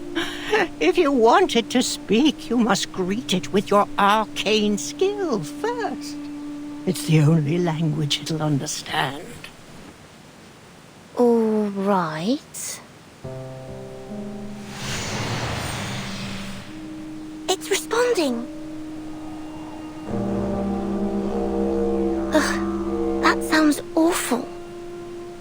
That's because you greeted it awfully. I greeted it awfully? You mean the fluctuation of my arcane skill wasn't stable enough? Yes. Speak to it politely, and it'll respond with politeness.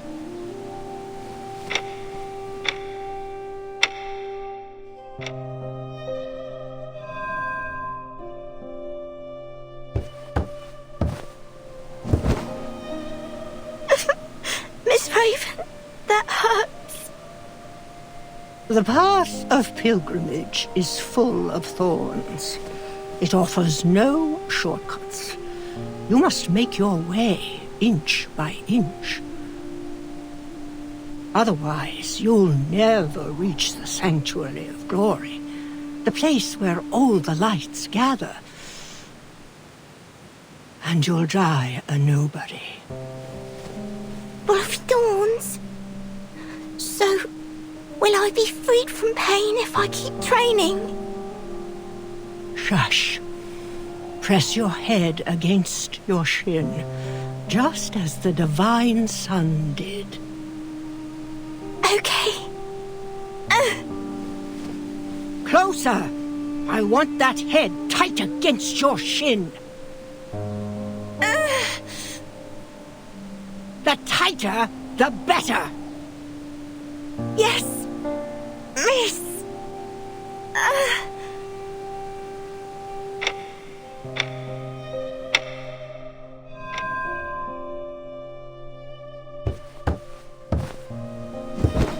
Confusion. Sadness. I can see it all over you. My classmates were making fun of me. They said I was using the training to avoid my duties. They said I never do anything with them. I've skipped classes, sports days, and the summer outing. They said that all I do is train to be a clown in a show. Miss Raven? Can I take a break? Just for today? I want to spend time with my classmates. No, no. You made a promise, remember? Yes. I promised to focus on my training and never slack, no matter what. If I want to be a champion, I need to be able to beat every other floor ritualist in the world. Every tear, every drop of sweat will pave my path to the podium. So, you do remember it. Every word. Our God can only hear the most faithful prayers. Yes, only the most faithful. You must offer everything you have to him. Your heart, your flesh, from here to here.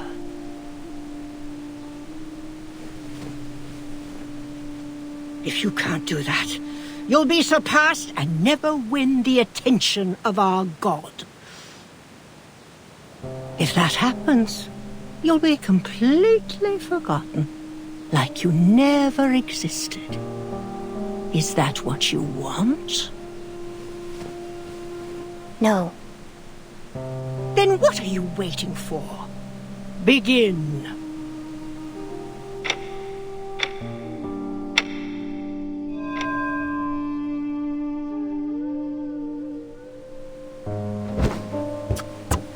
No, not like that. Why? This element will score me points. Yes, but not enough. Not enough? Then they should revise their scoring system. By not enough, I mean it's imperfect. Unfaithful. Our God won't hear you. Are you unwilling to try a better element, or simply unable to? Oh, please. I can do any element without even trying. Then show it to our God. I've got it. Stop nagging me.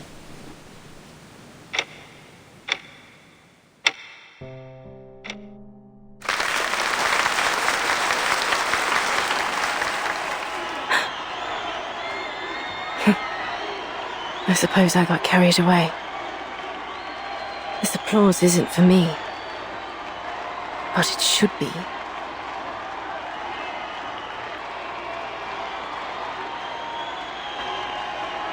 What distracted me? Must have been that graceful element that Caroline finished perfectly. She had it down to the smallest detail. In that way, we were like sticklers for detail. That's why.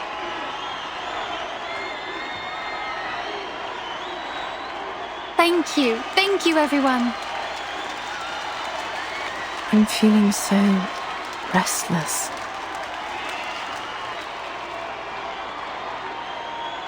Player number 2407, Anna Smith, please enter the field.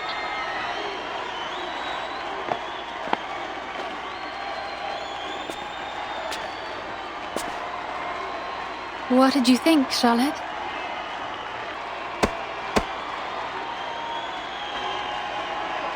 Well, you certainly haven't skimped on your training these past years. That's it?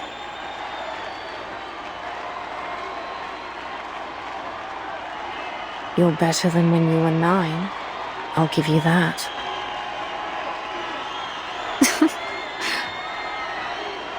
But...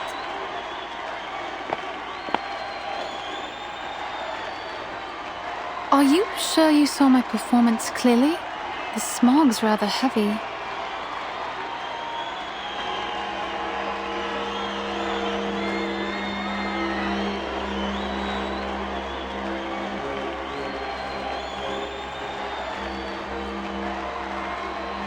Flutterpage. Miss Tooth Fairy, Mr. Brimley, good timing. Just in time, eh? Well, we wouldn't want to miss Ms. Willow's performance now, would we? The lady doing her routine right now is called Anna. It should be Miss Willow next, but I can hardly see a thing. True, the smog's too heavy. Hopefully, it'll clear before Miss Willow comes out.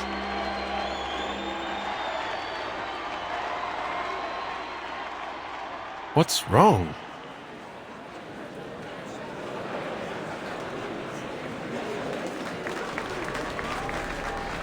What's she stuck?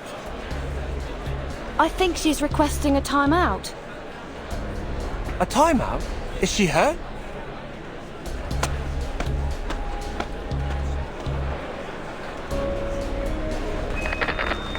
Silence, please. An announcement from the floor ritual judges. Due to force majeure, player number 2407, Anna Smith, requested suspension. After discussion, the judges have decided to suspend the game. Suspended? What about Miss Willow? Will she not get to compete?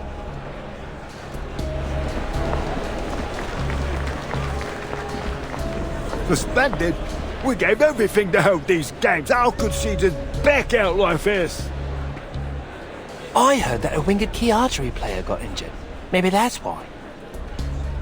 What, so we're supposed to just leave? The games have hardly begun. Miss Tooth Fairy, what should we do? Miss Willow was next. It'll be such a shame if she can't play.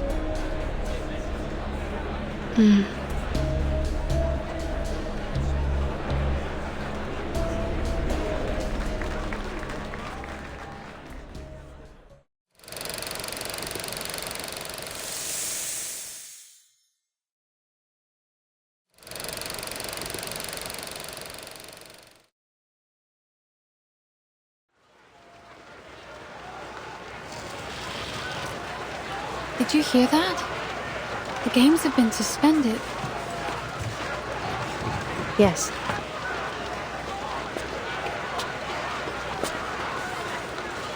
I suppose we should head home and wait further notice. Maybe the games will continue once the smog clears.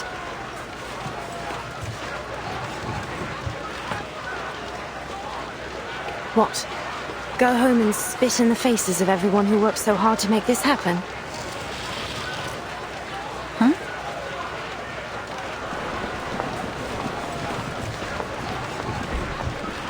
No. What do you mean, no? I won't wait any longer.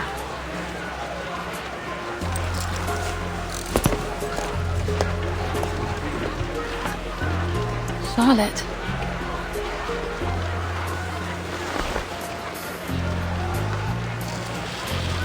Damn this bloody smog.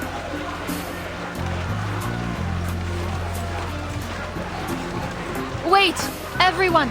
The games aren't over yet. But the competitors aren't even competing. What's the point of staying? Oh, why don't they go and dance on the floor instead? Everyone, please return to your seats. Player number 2408, Willow. What?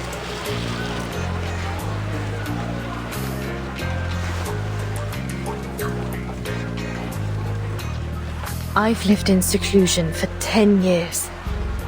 Trained alone with nothing but the pain in my leg and my own arrogance.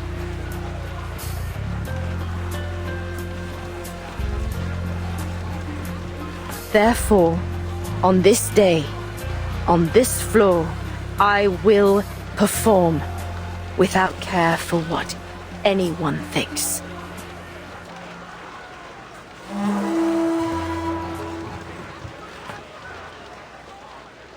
Palest yellow turns to godly light. The sun births shadows, the moon shines bright. Luch, reborn from dark's embrace, I walk your path in sacred space. Life's end is death, but bones to life ascend.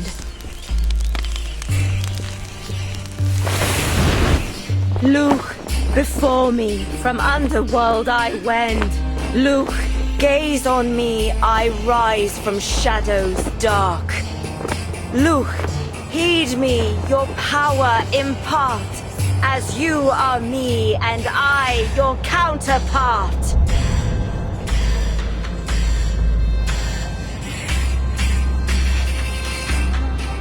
The smoke is clearing! Everyone, come back! The games are on again! There's something there. There in the smoke.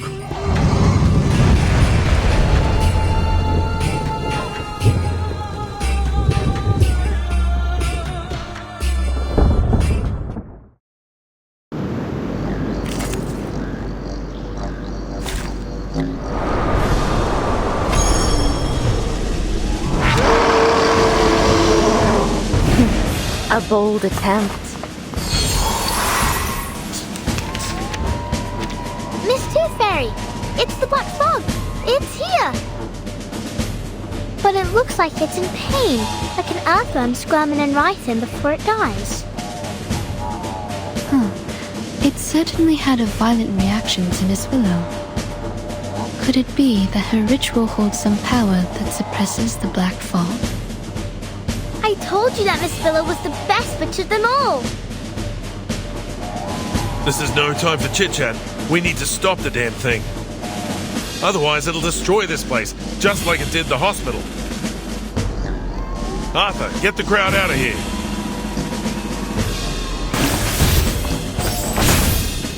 It's scattering! Have we won?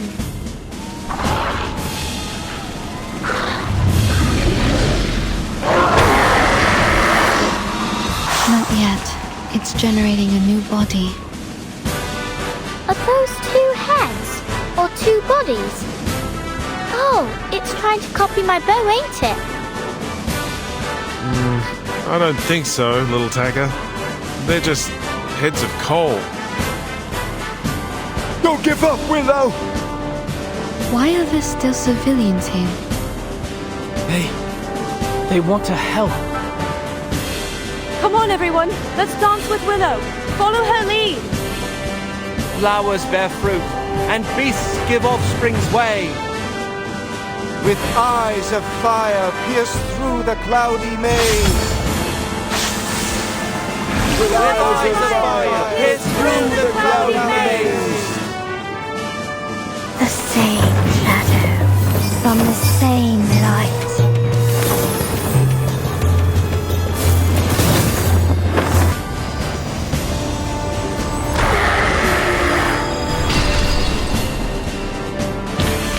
You're not half bad.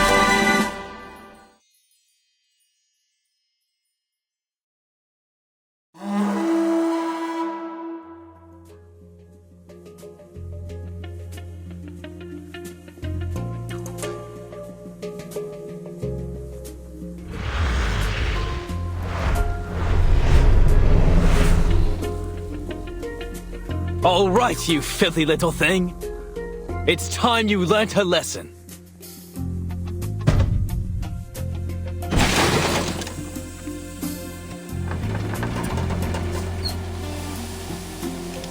You are under arrest for the pollution of the sky, as well as 15 crimes in violation of the Public Health Act.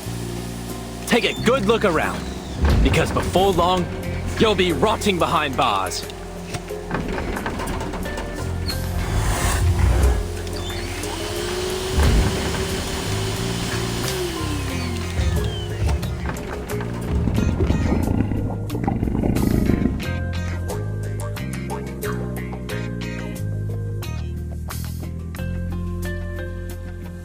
It may be broken, but it's still an air purifier.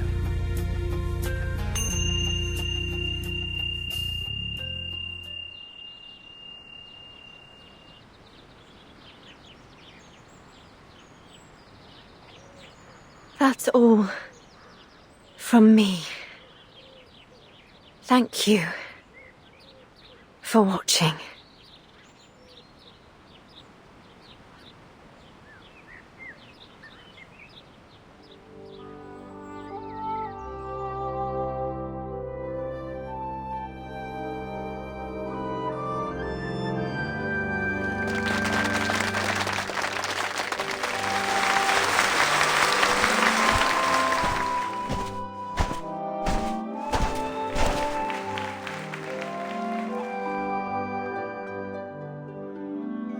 Yay!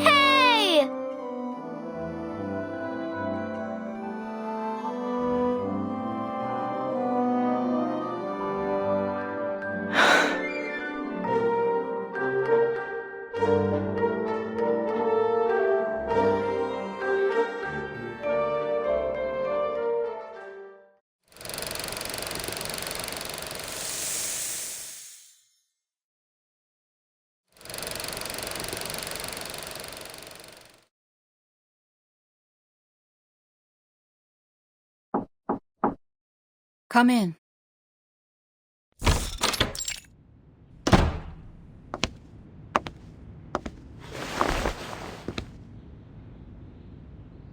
Madam Z, here's the report from my mission.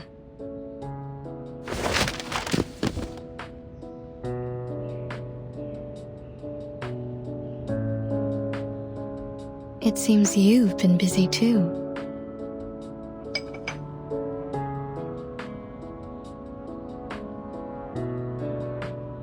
Even though we've confirmed connection between societal turbulence and the storm, there is no time to catch a breath. Once chaos breaks, it will be the end of another era. But we can't resist the inevitable. All we can do is maintain order, to postpone it as long as possible.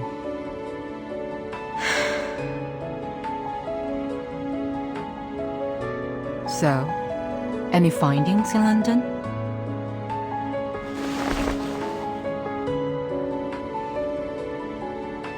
A Walpurgis tooth from the black fog, and the last baby tooth of a child. Very rare, even for my collection.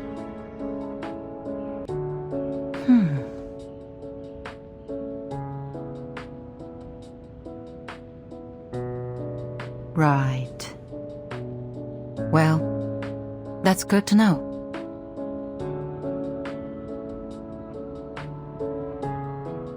I heard the London branch is still trying to replicate the ritual that was carried out at the exhibition games. What was that? It was a coincidence, actually.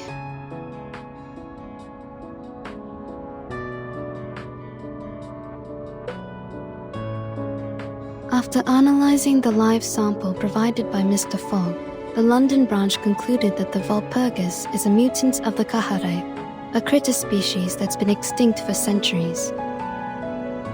Miss Willow lent one of her heirlooms to the London branch after the games, a book that details an ancient ritual meant to worship the god of the sun. This is the ritual she performed on the floor. But when Miss Willow performed the ritual again in front of the Walpurgis, nothing happened. My guess is that, since the Kaharaith disappeared, the ritual fell out of use and became fragmented over the years. Her version of it is probably incomplete.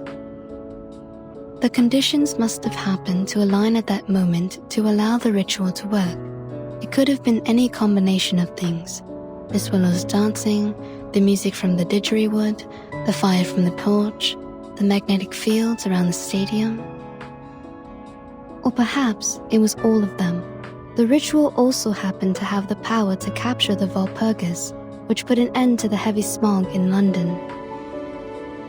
It makes sense, really, that a ritual used to worship the god of the sun would capture a monster that covers the sky and plunges everyone into darkness. In conclusion, the ritual's success was a near unrepeatable coincidence. An endangered critter and a long-forgotten ritual. I guess that's why humans are always sifting through their past. There's always wisdom to be found in history. It's gone bitter. I should have finished it earlier.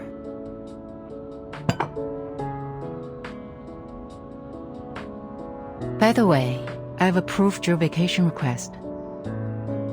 No one should disturb you this time. Thank you. Have a good day.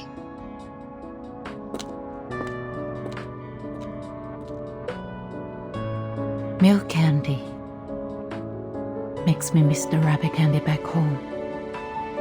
Well, at least it goes with the tea.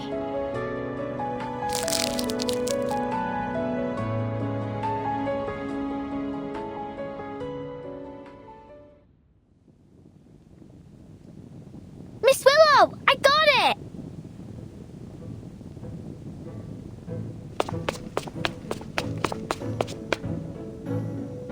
Look! The Foundations recognize our games! Here's your invitation and our tickets! I suppose your flying does come in handy after all.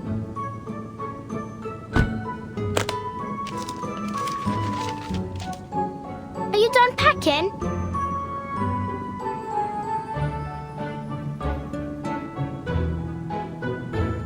Ain't you taking this medal with you?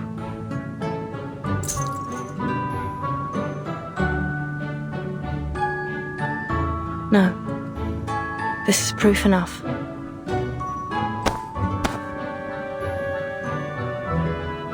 But that medal's for the winner of the qualifiers. Oh, please. They're just qualifiers.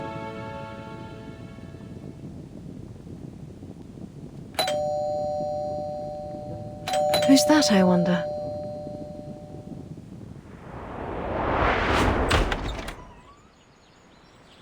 Wow, what happened to the garden? It's beautiful. Ms. Willow's put a lot of care into it ever since she won first place in the qualifiers. Ah, Charlotte, ever predictable.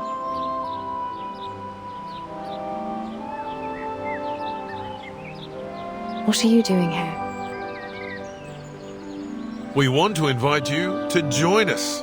Let's go to Australia together. With Caroline too?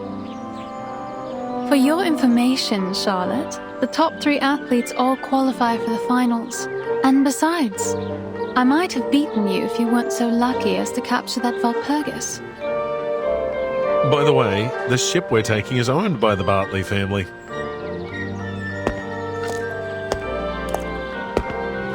What? So, Ms. Bartley said she'd arrange a presidential suite for us. A presidential suite? Like, for presidents?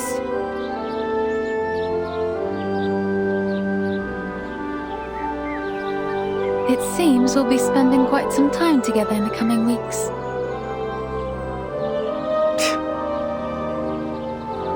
But which one of us is a president? It's Caroline, ain't it? It must be. Would you shut your mouth? You can't scare me anymore.